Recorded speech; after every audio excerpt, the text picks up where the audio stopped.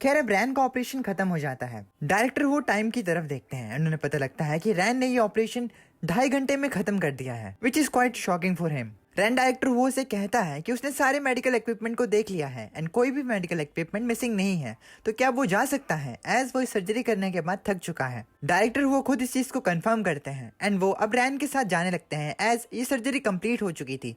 जाते हुए वो लू वैनबिन को पेशेंट का बेहोशी से उठने के बाद ध्यान रखने के लिए कहते हैं, एज ये काम लो रैंकिंग रेजिडेंट डॉक्टर्स को ही करना पड़ता है, एज सीनियर डॉक्टर्स सिर्फ सर्जरी करते हैं एंड बाकी के काम जूनियर्स करते हैं। लू वैनबिन डायरेक्टर वो को विश्वास दिलाता है कि उन्हें इस चीज के बारे में चिंता करने की जरूरत नहीं है। मीनवाइल लू वैनबिन सोचता है कि काश वो भी डॉक्टर लिंग जैसा होता, एंड अब भाई और ज्यादा एक्साइटेड हो जाता है कि वो रैन की तरह ही मेहनत करेगा उसकी पोजीशन में एक दिन पहुंचने के लिए। खैर अब रैन अपने उस कमरे में जाता है जो कि उसे असाइन हुआ होता है। रैन अपने रूम में जाके शावर लेता है एंड जैसे ही वो बाहर आता है तो बाहर सरप्राइजिंगली रैन को डॉक्टर जाओ मिलते हैं, जो कि उसका इंतजार कर रहे होते हैं। डॉक्टर जाओ रैन से कहते हैं कि उसे जल्दी शावर लेना चाहिए, एज वो कब से उसका इंतजार कर रहे थे। इस पर रैन डॉक्टर जाओ से कहता है, क्या आपका कोई काम नहीं है? डॉक्टर जाओ रैन को बताते हैं कि आखिर ऐसे कैसे हो सकता है कि उसके पास काम ना हो। उसके पास काम है, लेकिन वो अभी यहाँ पर रैन को डिवीजन फीस के बारे में बताने के लिए आया है। रैन इस चीज से समझ जाता है कि डॉक्टर जाओ सर्जरी फीस की बात कर रहे हैं। रैन को इस चीज के बारे में पता होता हुआ देखकर डॉक्टर जाओ थोड़ा शॉक हो जाता है, एज दूसरे लोग रैन को स्लो विटेड कहते हैं, यानी कि वो व्यक्ति जो कि दूसरों के मुकाबले रिस्पॉन्सेज को बहुत ज्यादा स्लो दे। लेकिन यहाँ पर रैन डॉक्टर जाओ को और ज्यादा समझदार दिखाई दे रहा है, एज वो बहुत ज्यादा जल्दी ही सिचुएशन को समझ गया। डॉक्टर जाओ रैन को बताते हैं कि डायरेक्टर हुओ ने उन्हें यहाँ पर आने को कहा एंड रैन को सर्जरी फीस के बारे में बताने को कहा, एज अब रैन को सर्जरी फीस मिलने वाली थी ताकि वो अपनी प्रैक्टिस को जारी रख सके। वाइल्ड सर्जरी फीस डायरेक्टर हुओ को ही मिलनी चाहिए थी, एज रैन एक इंटर्न है, तो ये सारी चीजें डायरेक्टर हुओ पे ही डिपेंड करती हैं कि डायरेक्टर हुओ रैन को पैसा देना चाहते हैं या नहीं। लेकिन एज अब डायरेक्टर हुओ ने डिसाइड किया है कि वो रैन को पैसा देंगे, तो इस चीज के बारे में और ज्यादा एक्सप्लेन करने के लिए उन्होंने डॉक्टर जाओ को रैन के पास भेजा है, एज रैन को इस चीज के बारे में ज्यादा कुछ सोचने की जरूरत नहीं है। अदर बात ये भी है कि डायरेक्टर हुओ को थोड़ा सा डर था कि अगर वो रैन से इस चीज के बारे में खुद बात करेंगे तो रैन को थोड़ी मिसअंडरस्टैंडिंग हो सकती है, इसलिए उन्होंने डॉक्टर जाओ को रैन को एक्सप्लेन करने को कहा। खैर डॉक्टर जाओ रैन को बताते हैं कि उनका हॉस्पिटल टर्शरी हॉस्पिटल की लिस्ट में आता है एंड वो टर्शरी हॉस्पिटल के चार्जिंग स्टैंडर्ड्स के मुताबिक पेशेंट से पैसे चार्ज करते हैं। सर्जरी फीस जो है उसे anti monopoly bureau and price supervision decide करते हैं, एंड इन दोनों डिपार्टमेंट की ये डिसाइड की हुई प्राइस चेंज नहीं हो सकती है। पहली चार्जिंग फीस एलोकेशन हॉस्पिटल की तरफ से होती है और दूसरी एलोकेशन इमरजेंसी डिपार्टमेंट की तरफ से होती है। रैन इन बातों को सुन तो रहा होता है, लेकिन उसके एक्सप्रेशन से बिल्कुल ऐसा नहीं लगता कि उसे ये बातें समझ में आ रही हैं। डॉक्टर जाओ रैन को आगे बताते हैं कि फॉर एग्जांपल उसने जितने भी flexor tendon reconstructive surgery perform की है वो अंडर कोड 3315211014 के अंडर आती है, एंड रैन इस फॉर्म की मदद से secondary hospital and tertiary hospital की सर्जरी फी के प्राइस को देख सकता है। एज यूनवा हॉस्पिटल एक टर्शरी हॉस्पिटल है, तो उन्हें इस रिकंस्ट्रक्टिव सर्जरी के 1344 RMB मिलेंगे। एंड RMB क्या होता है? तो RMB चाइना की ऑफिशियल करेंसी है, इसका मतलब रेनमिन भी है। खैर 1344 RMB के अलावा रैन को हर एक्स्ट्रा फिंगर की सर्जरी के लिए 210 RMB और मिलेंगे, एंड इसका मतलब है आज की टोटल सर्जरी की फी 1554 RMB होगी, जिसमें से 777 RMB इमरजेंसी डिपार्टमेंट को मिलेंगे क्योंकि चीफ सर्जन को सर्जरी फीस का 2/3 हिस्सा मिलता है, एंड आखिर में रैन को 518 RMB मिलेंगे। क्या डॉक्टर जाओ रैन से पूछते हैं कि क्या उसे समझ में आया? रैन मुस्कुराते हुए कहता है कि उसे समझ में आ गया कि अब जितनी बार भी वो एमटेक टेक्निक इस्तेमाल करेगा उससे उसके बदले में 518 RMB मिलेंगे। डॉक्टर जाओ रैन को बताते हैं कि ये तो ठीक है, लेकिन उसे ये भी समझना चाहिए कि जितना भी पैसा उसे मिल रहा है वो सिर्फ उसका नहीं है, वो उसे सीनियर डिपार्टमेंट से भी मिल रहा है। खैर अब रैन सोचने लगता है कि अगर वो एक दिन में 3 सर्जरीज करेगा तो इसका मतलब उसे एक महीने में 15,000 युआन मिलेंगे। खैर तो मैं एक मजेदार फैक्ट बताता हूँ, चाइना की जो करेंसी है उसे RMB कहते हैं, ये उसका ऑफिशियल नेम है, लेकिन जो युआन है वो उनकी प्राइमरी यूनिट है। मान लो जैसे कि यूएस की करेंसी डॉलर है, तो सिमिलरली चाइना की जो करेंसी है उसे RMB कहते हैं, लेकिन RMB की जो यूनिट है उसे युआन कहते हैं। खैर रैन के एक महीने में 90 सर्जरीज की बात को सुनकर डॉक्टर जाओ काफी ज्यादा हैरान हो जाता है। एज एक सर्जन के लिए 20 सर्जरीज एक महीने में करना ऑलरेडी बहुत ज्यादा होता है, एंड अगर एक डॉक्टर 30 सर्जरीज भी करता है एक महीने में तो उसे इतनी ज्यादा थकावट होगी कि वो अगले एक महीने तक काम ही नहीं कर पाएगा। एंड रैन का ये कहना कि वो एक महीने में 90 सर्जरीज करेगा, ये तो एक पागलपन हुआ। खैर रैन के ये कहते ही उसे सिस्टम में एक और मिशन मिल जाता है जिसमें कि उसे एमटेंग टेक्निक को प्रैक्टिस करना होता है। मिशन की डिटेल में रैन को बताया जाता है कि अगर वो एमटेंग टेक्निक का इस्तेमाल करते हुए 10 सर्जरीज करेगा तो इसके बदले में उसे एक बेसिक ट्रेजर चेस्ट मिलेगा हर 10 सर्जरीज के जिनमें उसने एमटेंग टेक्निक को इस्तेमाल किया हो वो वाली। खैर रैन इस अपॉर्चुनिटी को देखकर बहुत ज्यादा इंप्रेस हो जाता है एज ये बहुत ज्यादा सही टाइम होता है रैन के लिए। लेटर दैट सेम डे रैन अब इमरजेंसी डिपार्टमेंट के ऑफिस में जाता है जहां पर उसे डायरेक्टर हुओ ने ही बुलाया होता है एज उनके हॉस्पिटल के पास काफी ज्यादा फ्रैक्चर टेंडन इंजरीज के केसेस आए होते हैं। डायरेक्टर हुओ रैन को बुलाते हैं एंड उसे एक केस को चूज करने के लिए कहते हैं। डायरेक्टर वो रैन को इन सभी केसेस के बारे में बताते हैं कि कैसे ये अलग अलग जगहों से आए हैं एंड इन सभी हाथों पर एमटेंग टेक्निक का ही इस्तेमाल होगा। रैन कहता है कि वो सारे केसेस को लेना चाहता है एंड वो अब डायरेक्टर वो से कहता है कि वो जल्दी से जल्दी इन केसेस को उसके लिए तैयार कर दें। इस पर डायरेक्टर हो रैन को बताते हैं कि उसे इस चीज की टेंशन लेने की जरूरत नहीं है कि उसके पास कोई पेशेंट्स नहीं होंगे। आज के लिए उसे एक पेशेंट को चूज कर लेना चाहिए एंड वो अगले दिन अगले पेशेंट को ठीक कर सकता है। ऑल्दो डायरेक्टर वो को एमटेंग टेक्निक के बारे में इतना कुछ पता नहीं होता लेकिन तब भी वो रैन को सजेस्ट करते हैं कि प्राइमरी वुंड क्लोजर पेशेंट्स के लिए ज्यादा फेवरेबल होना चाहिए, है ना, यानी कि अभी के लिए बेसिक सर्जरीज करना। डायरेक्टर वो अब रैन से कहते हैं कि ये काफी ज्यादा अनइमेजिनेबल है कि सर्जरी के 24 घंटे बाद ही हाथ में काफी ज्यादा अच्छे रिजल्ट्स देखने को मिल रहे हैं एंड हाथ को हिलाना पॉसिबल हो पा रहा है। डायरेक्टर वो रैन की सर्जरी की तारीफ कर रहे होते हैं लेकिन रैन ज्यादा इंटरेस्ट नहीं दिखाता इस चीज में एज वो सोचता है कि उसने काफी ज्यादा केसेस को एमटेंग मेथड की मदद से ठीक से फ्यूचर कर लिया है एंड वो पेशेंट भी अच्छे से रिकवर हो रहे हैं। अब जब उसने पूरी तरह से एमटेंग टेक्निक को मास्टर लेवल पर समझ लिया है तो वो किसी भी पेशेंट को चूज नहीं करना चाहता, यानी कि स्पेसिफिक पेशेंट्स को चूज नहीं करना चाहता एंड वो ओवरऑल सारे पेशेंट्स को ठीक करना चाहता है जिन्हें कि फ्लेक्सर टेंडन इंजरीज हो। ये बताना मैं भूल गया था। वो सारे पेशेंट को आज ही ठीक करने की बात करता है। रैन की इस बात को सुनकर डायरेक्टर वो काफी ज्यादा शॉक्ड हो जाते हैं एंड वो रैन से कहते हैं कि वो ऐसे मजाक क्यों कर रहा है। लेकिन डायरेक्टर वो को समझ में आता है कि रैन को मजाक करना पसंद नहीं है तो क्या सच में रैन एक दिन में 5 पेशेंट्स को ठीक कर पाएगा। डायरेक्टर वो रैन से दोबारा पूछते हैं क्या तुम सच में एक दिन में 5 पेशेंट्स को ठीक करने वाले हो। मेरे हिसाब से तुम्हें एक दिन में एक पेशेंट को ठीक करना चाहिए, ये काफी ज्यादा अच्छा रहेगा। रैन बताता है कि वो सारी सर्जरीज को कंटिन्यूअसली कर सकता है इसीलिए इस चीज में डायरेक्टर वो को टेंशन लेने की कोई जरूरत नहीं है। रैन की बात सुनकर डायरेक्टर वो अब सोचने लगता है कि कहीं रैन ये सब पैसों के लिए तो नहीं कर रहा एज उसे अभी अभी डॉक्टर जाओ ने सर्जरी फीस के बारे में बताया है। डायरेक्टर वो रैन से पूछते हैं कि अगर उसे पैसे की जरूरत है तो इस चीज में डायरेक्टर वो उसकी मदद कर सकते हैं। रैन बताता है कि उसे पैसों की कोई कमी नहीं है। इस बात को सुनकर डायरेक्टर वो कंफ्यूज हो जाते हैं कि आखिर रैन को फिर क्या चाहिए अगर वो इस सर्जरी फीस के लिए नहीं कर रहा है तो। डायरेक्टर वो अब रैन को समझाते हैं कि उसके लिए सबसे ज्यादा जरूरी चीज ये है कि वो अपनी स्किल्स को और ज्यादा शार्पन करे और ज्यादा अच्छा करे। उसे अभी पैसों के बारे में सोचने की कोई जरूरत नहीं है। रैन इस पर कहता है कि उसकी स्किल्स को डेवलप करने के लिए उसे और ज्यादा सर्जरीज करनी होंगी। जितनी सर्जरीज वो करेगा उतने ही उसकी स्किल और ज्यादा अच्छी होगी। खैर इसके बावजूद भी डायरेक्टर वो रैन की बात को नहीं मानते हैं एंड वो रैन से कहते हैं कि अभी के लिए उसे 2 पेशेंट्स को चूज करना है एंड उन 2 पेशेंट में से वो पहले पेशेंट को ठीक करेगा। अगर वो पहले पेशेंट को ठीक कर लेता है एंड उसके बावजूद भी वो नहीं थकता है तभी उसे दूसरा पेशेंट दिया जाएगा आज। लेकिन अगर वो दूसरे पेशेंट को ठीक करने की हालत में नहीं हुआ तो दूसरा पेशेंट हैंड सर्जरी डिपार्टमेंट को दे दिया जाएगा। रैन इस चीज के लिए मान जाता है जिसके थोड़ी देर बाद एक पेशेंट को लाया जाता है जिसे कि फ्लेक्सर टेंडन इंजरी ही हुई होती है।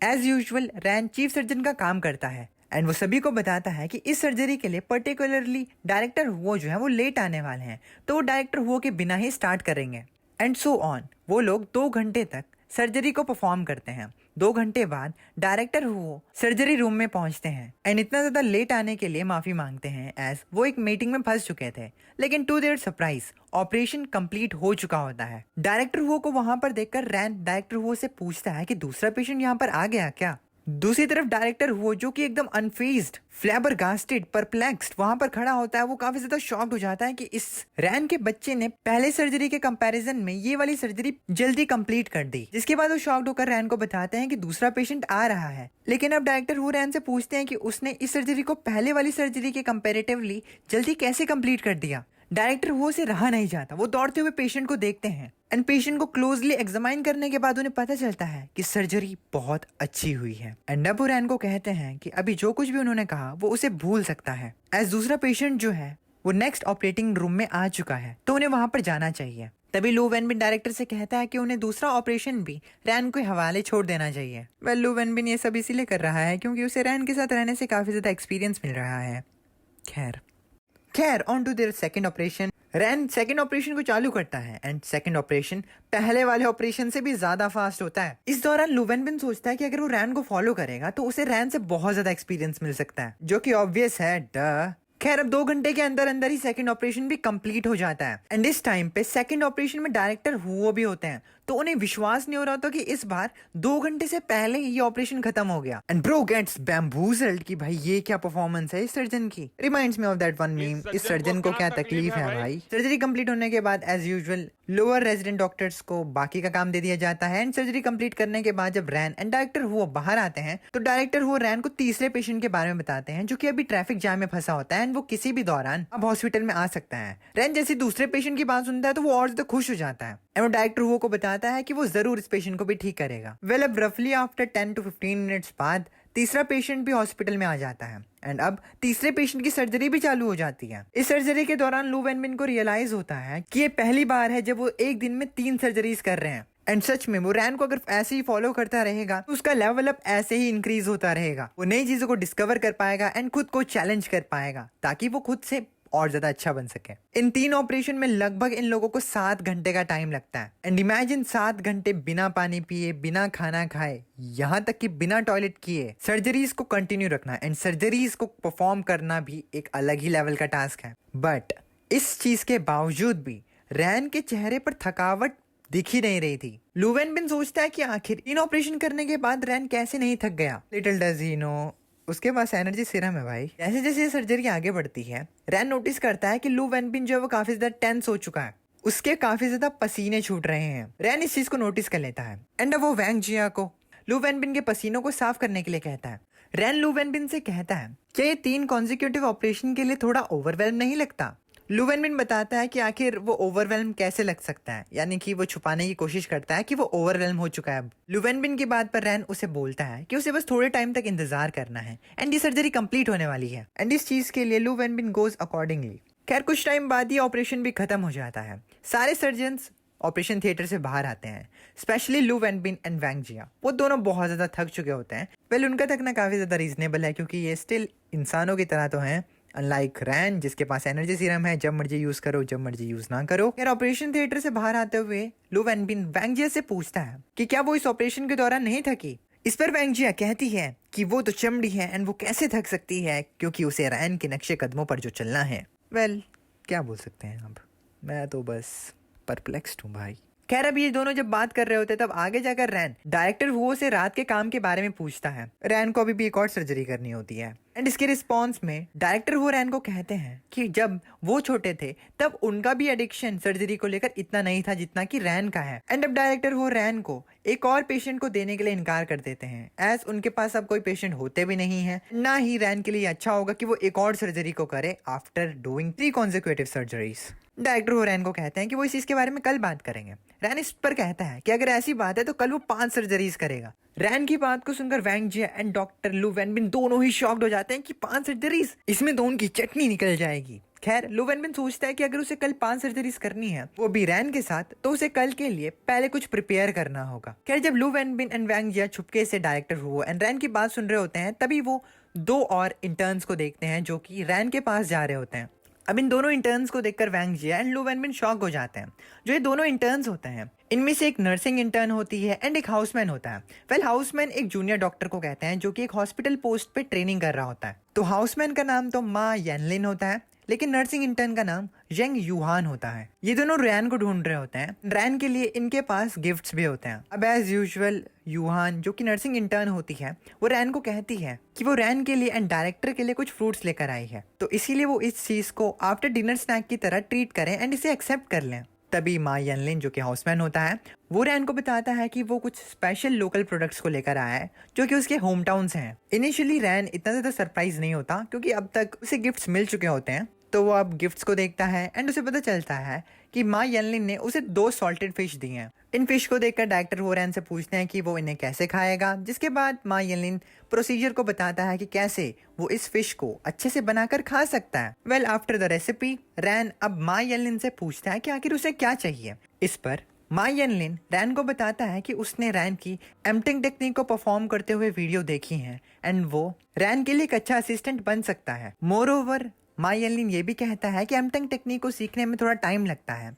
लू वेनबिन को देखकर ऐसा लगता है कि वो थकावट के मारे मर ही जाएगा। अब जैसे ही माई एलिन लू वेनबिन की बात को बीच में लेकर आता है तो लू वेनबिन जो कि डिस्टेंस से ही इन सभी बातों को सुन रहा होता है वो भी इस कन्वर्सेशन में टपक पड़ता है। एज लू वेनबिन को समझ में आ जाता है कि अगर ऐसा चलता रहा तो उसकी वाट लगना तय है, नहीं कि उसकी पोजीशन छीनी जा सकती है एंड बहुत सारी चीजें हो सकती है जो कि मैं नहीं बता सकता। मैं क्या बताऊं, मैं तुम्हें खुद नहीं बता। खैर अब लू वेनबिन गुस्से से कहता है कि वो थका हुआ नहीं है। लू वेनबिन एंड माई एलिन, अब इन दोनों की ही एक बहस हो जाती है। लू वेनबिन नोटिस करता है कि अभी रैन भी उसके सामने है तो उसे अच्छी तरीके से कॉन्फिडेंस के साथ माई एलिन को जवाब देना होगा, नहीं तो रैन को ऐसा लगेगा कि माई एलिन से लू वेनबिन जलता है। तो इसी मिसअंडरस्टैंडिंग को दूर करने के लिए अब लू वेनबिन प्यार से माई एलिन को समझाता है एंड अब इस बहस को आगे बढ़ता हुआ देखकर डायरेक्टर वो बीच में कूद पड़ते हैं एंड वो सभी को कहते हैं कि उन्हें बहस करने की जरूरत नहीं है, एज कल भी उनके पास काम है। डायरेक्टर हुआ वहां से जाने लगते हैं एंड जाते हुए वो उन सभी को बताते हैं कि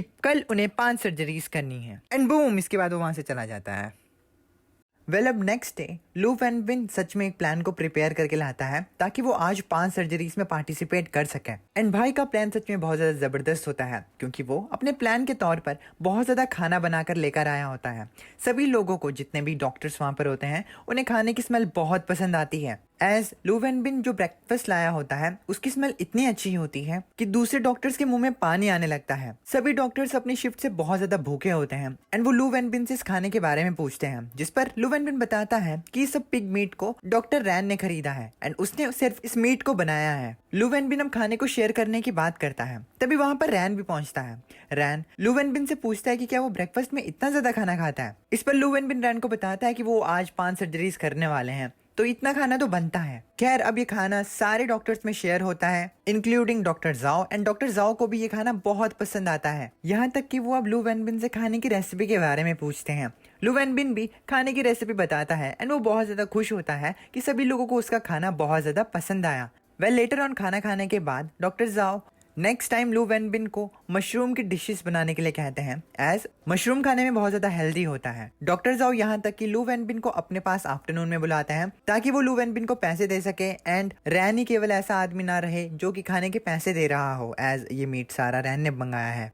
आई guess there is a misunderstanding going on here, क्योंकि सभी को ये लग रहा हो सकता है कि रैन ने ये सब मीट सिर्फ खाने के लिए मंगाया है, वेयर एज रैन ने ये सारा मीट जो था वो एम्पटिंग टेक्निक को प्रैक्टिस करने के लिए मंगवाया था। खैर डॉक्टर जाओ की बात सुनने के बाद दूसरे डॉक्टर्स भी लू वेनबिन को नेक्स्ट टाइम अलग अलग डिशेस बनाने के लिए कहते हैं एंड अचानक से ही लू वेनबिन की पॉपुलैरिटी खाने के मामले में बहुत ज्यादा बढ़ जाती है। मीनवाइल रैन जो होता है वो अभी भी खाने को एंजॉय कर रहा होता है। अब लू वेनबिन डिसाइड करता है कि वो एक ग्रुप बनाएगा जिसमें कि दूसरे डॉक्टर्स इंग्रेडिएंट्स बाय करेंगे एंड उन इंग्रेडिएंट्स की फोटो खींचकर उस ग्रुप में डालेंगे एंड बाद में लू वेनबिन खाने के इंग्रेडिएंट्स को इस्तेमाल करके उनके लिए उनकी फेवरेट डिश बना सके। लू वेनबिन जो होता है वो खाने वाली बात को लेकर बहुत ज्यादा एक्साइटेड हो जाता है एंड वो अब सभी लोगों के जो डिमांड्स होते हैं खाने को लेकर उन सभी को उस ग्रुप में लिखकर भेज देता है। वैसे तो सभी को लू वेनबिन का बनाया हुआ खाना बहुत ज्यादा पसंद आता है, लेकिन लू वेनबिन को अभी भी थोड़ा सा अपने बनाए हुए खाने में थोड़ी कमी लगती है। लू वेनबिन ये सब सोच ही रहा होता है कि तभी रैन उससे कहता है कि अगर उसने खाना खा लिया है तो उन्हें सर्जरी के लिए तैयार हो जाना चाहिए। खैर कुछ टाइम बाद अब ये लोग सर्जरी रूम में होते हैं जहाँ पर लू वेनबिन रैन को पेशेंट की स्टेबल कंडीशन के बारे में बताता है। ये सुनने के बाद रैन पेशेंट और उसके आसपास के एरिया को स्टेराइल मटेरियल से कवर करने लगता है ताकि एक स्टेराइल फील्ड बन सके। एंड स्टेराइल फील्ड का पर्पस है कंटेमिनेशन को अवॉइड करना और सर्जिकल प्रोसीजर के दौरान क्लीनलीनेस को मेंटेन करना। खैर स्टेराइल फील्ड क्रिएट करने के बाद रैन डॉक्टर लू वेनबिन को बताता है कि पेशेंट की 3 उंगलियां इंजर्ड है एंड इसलिए ये वाली सर्जरी उनके लिए पिछले वाली सर्जरी के मुकाबले थोड़ी मुश्किल होने वाली है। लू वेनबिन इस चीज को लेकर टेंशन में नहीं होता कि ये वाली सर्जरी थोड़ी मुश्किल होने वाली है, एज उसे पता होता है कि रैन बहुत ही ज्यादा एक्सपर्ट है। लेकिन उसे ये चीज पता होती है कि एक बार अगर रैन काम करना शुरू कर देता है तो उसके बाद उनके पास रेस्ट लेने का समय नहीं बचेगा। हालांकि डॉक्टर लू वेनबिन को पता होता है कि उनके आगे का सफर थोड़ा मुश्किल होने वाला है क्योंकि उन्हें बहुत ज्यादा सर्जरीज करनी है एंड इसके बीच में उन्हें रेस्ट करने का टाइम नहीं मिलेगा। लेकिन वो आज तैयार होता है इन सब के लिए। उसने एक डायपर पहना होता है ताकि उसे सर्जरीज के बीच में टॉयलेट ना जाना पड़े एंड इससे उसका समय बचे। ये लोग सच में सर्जरी के बहुत ही ज्यादा दीवाने हैं। खैर इसी के साथ रैन पहली सर्जरी को स्टार्ट करता है। रैन के साथ साथ उसके टीम मेंबर्स भी बहुत ही ज्यादा जोश के साथ काम करना स्टार्ट करते हैं। अब उनकी पहली सर्जरी कंप्लीट होती है एंड इसी के साथ 5 से 6 घंटे के बाद उनकी 3 सर्जरीज कंप्लीट हो जाती हैं। तुम समझ सकते हो कि कितना बड़ा टास्क था उनके लिए। वो काफ़ी ज़्यादा थक चुके थे एंड इसीलिए वैंग जिया पहले रैन को बोलती है कि वो काफ़ी ज़्यादा थक चुकी है, एज वो काफ़ी ज़्यादा दिनों से रैन के साथ सर्जरीज में पार्टिसिपेट कर रही है। और तो और उसे कल जो 3 सर्जरीज कंटिन्यूसली करनी पड़ी उसकी वजह से वो बहुत ज़्यादा थक चुकी हैं। इसीलिए वैंग जिया ना चाहते हुए भी अपनी नर्स वाली पोजीशन को किसी को ट्रांसफ़र करने की बात करती है, यानी कि अभी के लिए वो थक चुकी है एंड वो रेस्ट करेगी, तब तक उसकी जगह पर कोई और नर्स आकर रैन की मदद करेगी। रैन वैंग जिया की बात को समझता है क्योंकि उसे पता होता है कि भले ही नर्सिस के ऊपर का वर्क प्रेशर चीफ सर्जन्स के ऊपर के वर्क प्रेशर से थोड़ा कम होता है, लेकिन इसका मतलब ये नहीं है कि उनका वर्कलोड छोटा है, स्पेशली जो स्क्रब नर्सिस होती हैं। स्क्रब नर्सिस वो नर्सिस होती हैं जो कि ऑपरेटिंग रूम में सर्जिकल प्रोसीजर के दौरान एक वाइटल रोल प्ले करते हैं। स्क्रब नर्सिस सर्जिकल टीम को सारे इंस्ट्रूमेंट्स, टूल्स और सप्लाईज प्रोवाइड करती हैं एंड एक स्टेराइल एनवायरनमेंट को मेंटेन करके रखती हैं। इसकी वजह से उन्हें सर्जरी में पूरा ध्यान देना पड़ता है एंड ये चीज़ बॉडी एंड माइंड के लिए बहुत बड़ा चैलेंज होता है। इसीलिए रैन इस चीज़ को समझते हुए वैंग जिया को लीव दे देता है, लेकिन जाने से पहले वैंग जिया रैन को एक और बात बताती है। वैंग जिया रैन से कहती है कि जो न्यू नर्स उसे रिप्लेस करेगी वो एमटेंग टेक्निक के साथ इतनी फेमिलियर नहीं है, इसीलिए उसे थोड़ी कम स्पीड में काम करना होगा। एज उनका coordination Wang Jiya and ran के कोऑर्डिनेशन के मुकाबले कम होगा, इसीलिए वैंग जिया ये एडवाइस रैन को देती है। रैन उसे बताता है कि उसे ये चीज़ पता है एंड इसीलिए वो जब स्टार्ट करेगा सर्जरी को तो वो स्लोली काम करेगा। मीनवाइल वैंग जिया सोच रही होती है कि रैन ने अब उसके आंखों के नीचे के गड्ढे देख लिए हैं एंड अब उसके कोई चांस नहीं है रैन को इम्प्रेस करने के। एंड अब जब वो वापस जाएगी तो वो सो जाएगी एंड अपने आई बैग्स को कम करने के लिए एक फेस मास्क लगा लेगी। खैर, इसी के साथ वैंग जिया वहाँ से जाने लगती है, लेकिन जाते हुए ये फिर से रुक जाती है एंड रैन से पूछती है कि क्या वो थका नहीं, कहीं वो सर्जरी करते हुए ना सो जाए। वैंग जिया की बात को सुनकर रैन उसे कहता है कि आखिर वो सर्जरी के दौरान कैसे सो सकता है। खैर, इसी के साथ वैंग जिया वहाँ से चली जाती है एंड रैन पीछे मुड़ता है एंड पेशेंट की तरफ देखता है। रैन सोचता है कि अभी भी उनके पास 2 सर्जरीज और बची हैं एंड उसे इसीलिए नेक्स्ट ऑपरेशन के लिए अपनी थोड़ी स्ट्रेंथ बचानी होगी। तभी वो लू वैन बिन को आवाज़ देता है क्योंकि लू वैन बिन तब से कुछ नहीं बोल रहा होता। जैसे ही रैन आगे देखता है तो उसे पता चलता है कि लू वैन बिन सर्जरी के दौरान सो रहा है। What are you doing, brother? खैर, रैन लू वैन बिन की इस हालत को देखकर उसके पास जाता है एंड उसे जगाते हुए कहता है तुम्हें थोड़ा रेस्ट ले लेना चाहिए भाई। लू वैन बिन जैसे ही रैन को देखता है तो वो शॉक्ड हो जाता है एंड वो रैन से कहता है कि वो नहीं थका है एंड उसे रेस्ट करने की ज़रूरत नहीं है, उन्हें आज 5 सर्जरीज को कंप्लीट करना होगा। लू वैन बिन की इस बात को सुनकर रैन उसे कहता है कि वो अपनी इस कंडीशन के साथ नेक्स्ट सर्जरी में पार्टिसिपेट नहीं कर सकता है। इसीलिए रैन उसे सजेस्ट करता है कि जब तक नेक्स्ट पेशेंट यहाँ पर नहीं आ जाता तब तक उसे सो जाना चाहिए एंड जागने के लिए उसे एक अलार्म भी सेट कर लेना चाहिए ताकि वो जल्दी लौट कर वापस आ सके। लू वैन बिन रैन की बात को सोचता है एंड एज जब वो स्टूडेंट था तब वो सिर्फ कुछ ही मिनट्स के लिए सोता था एंड उसके बाद वो दोबारा से रिफ्रेश हो जाता था, तो इसी चीज़ को कंसीडर करते हुए वो सोचता है कि उसे सो जाना चाहिए, लेकिन सोने से पहले वो एक अलार्म को सेट कर लेता है जिसके बाद वो वहाँ से चला जाता है। खैर, अब उसे सोते हुए काफ़ी ज़्यादा समय हो जाता है एंड उसका अलार्म जब बजता है तो वो फुल एनर्जेटिक होकर सर्जरी रूम में जाता है just to find out Ran 5वीं सर्जरी कर रहा है एंड वो लेट हो चुका है। और तो और रैन के साथ एक और नया असिस्टेंट होता है जिसके खुशी का कोई ठिकाना नहीं होता एज वो रैन के साथ जो काम कर रहा होता है। रैन के इस नए असिस्टेंट को देखकर लू वैन बिन ज़्यादा खुश नहीं होता एंड उसे मनी मन आंसू आने लगते हैं। वो सोचता है कि वो बस थोड़ा और सोना चाहता था, लेकिन इसी दौरान रैन ने एक और नए असिस्टेंट को हायर कर लिया, which is truly sad for him, but I don't feel sorry for you. लू वैन बिन को बहुत ज़्यादा बुरा लग रहा होता है कि वो लेट आया है, लेकिन अब क्योंकि वो यहाँ पर पहुँच चुका है एंड अब सिर्फ आखिरी के ही कुछ काम रह गए हैं तो वो सोचता है कि उसे रैन की एक्सपीरियंस और नरिशमेंट को मिस नहीं करना चाहिए, उसे इस मौके का भी फ़ायदा उठाना चाहिए और एक्सपीरियंस को गैदर करना चाहिए। खैर, मीनवाइल बाहर कुछ नर्सेस होती हैं जो कि ऑपरेशन थिएटर के बाहर से ही गुजर रही होती हैं। वो एक जगह पर रैन का नाम देखती हैं एंड उन्हें पता लगता है कि रैन अभी भी सर्जरी कर रहा है। वो बात करती हैं कि कैसे रैन बहुत ज़्यादा ही हार्ड वर्किंग है, वो सुबह से लेकर शाम तक सिर्फ सर्जरीज किए जा रहा है। तभी एक नर्स कहती है कि रैन का स्टेमिना बहुत अच्छा है एंड ये सुनकर उसकी दोस्त स्मर्क करने लगती हैं एंड वो कहती हैं कि वो किस स्टेमिना की बात कर रही है। खैर, ये सुनकर वो लड़की बहुत ज्यादा हैरान हो जाती है एज उसके दोस्तों को गलतफहमी हो जाती है। उस नर्स को बहुत ज्यादा शर्म आने लगती है जिसके बाद वो वहां से भागते हुए जाती है एंड अपने दोस्तों को कहती है कि ऐसा कुछ भी नहीं है जैसा वो सोच रहे हैं। लेकिन उसे भागता हुआ देखकर उसके दोस्त उसे कहते हैं कि आखिर क्या बात है, तुम भाग क्यों रहे हो। ऑपरेशन थिएटर में अब 5th सर्जरी कंप्लीट हो जाती है।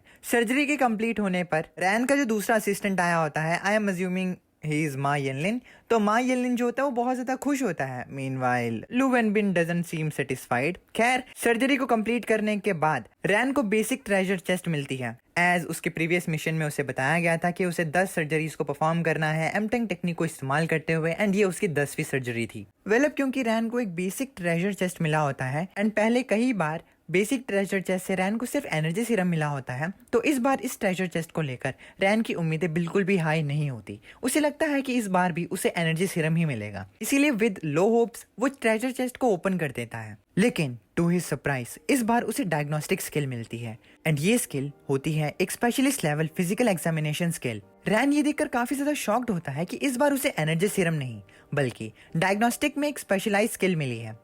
अब तुम लोग सोचोगे कि डायग्नोस्टिक क्या होता है, तो डायग्नोस्टिक का मतलब होता है किसी डिसीज या प्रॉब्लम का पता लगाना। और ये चीज कैसे की जाती है, तो ये चीज की जाती है सिम्टम्स को समझने से, टेस्ट करने से, या फिर मेडिकल टूल्स का इस्तेमाल करने से। ये सभी चीजें पेशेंट पर यूज होती हैं, तो ये एक जरूरी स्टेप है जो डॉक्टर को समझने में मदद करता है कि पेशेंट की असली प्रॉब्लम क्या है और उसका ट्रीटमेंट कैसे किया जाए। एंड इसीलिए ये बहुत ज्यादा एसेंशियल होता है किसी भी पेशेंट को ट्रीट करने से पहले। इस स्पेशलाइज स्किल को लेकर रैन काफी ज्यादा एक्साइटेड होता है, उसे ये काफी ज्यादा इंटरेस्टिंग लगता है। एज ये सो कॉल्ड फिजिकल एग्जामिनेशन वाला स्किल, इसमें वो सभी चीजें होती हैं जो कि डॉक्टर्स के पास होती हैं जब वो क्लिनिकल एग्जामिनेशन को कर रहे होते हैं। रैन अब हॉस्पिटल के बाहर आता है एंड वो टैक्सी को ढूंढने लगता है। इतनी रात इस वजह से हुई होती है क्योंकि रैन लिटरली 12 घंटे से काम कर रहा होता है। लकीली रैन को एक टैक्सी मिल जाती है जिसके अंदर वो बैठ जाता है। अब क्योंकि उसे नई नई फिजिकल एग्जामिनेशन वाली स्किल मिली होती है, तो अब रैन सोचता है कि उसे सिस्टम से पूछना चाहिए कि उसकी फिजिकल एग्जामिनेशन स्किल में अभी कौन सा रैंक है। इस पर सिस्टम उसे बताता है कि फिजिकल एग्जामिनेशन स्किल में जो कि उसने अभी अभी मास्टर करी है, उसमें उसकी रैंक यूनिवर्सिटी में 1128 है। एंड रैन की रैंक तब बढ़ेगी जब वो 20 से 30 करेक्ट फिजिकल एग्जामिनेशन को करेगा, और ये रैंक भी सिर्फ 1 से ऊपर बढ़ेगी। यानी कि हर 20 से 30 करेक्ट फिजिकल एग्जामिनेशन करने के बाद उसकी रैंक 1 से अप होगी। यानी कि उसे फर्स्ट रैंक पर जाने के लिए कम से कम 22,560 करेक्ट फिजिकल एग्जामिनेशन करनी है, which is quite a lot.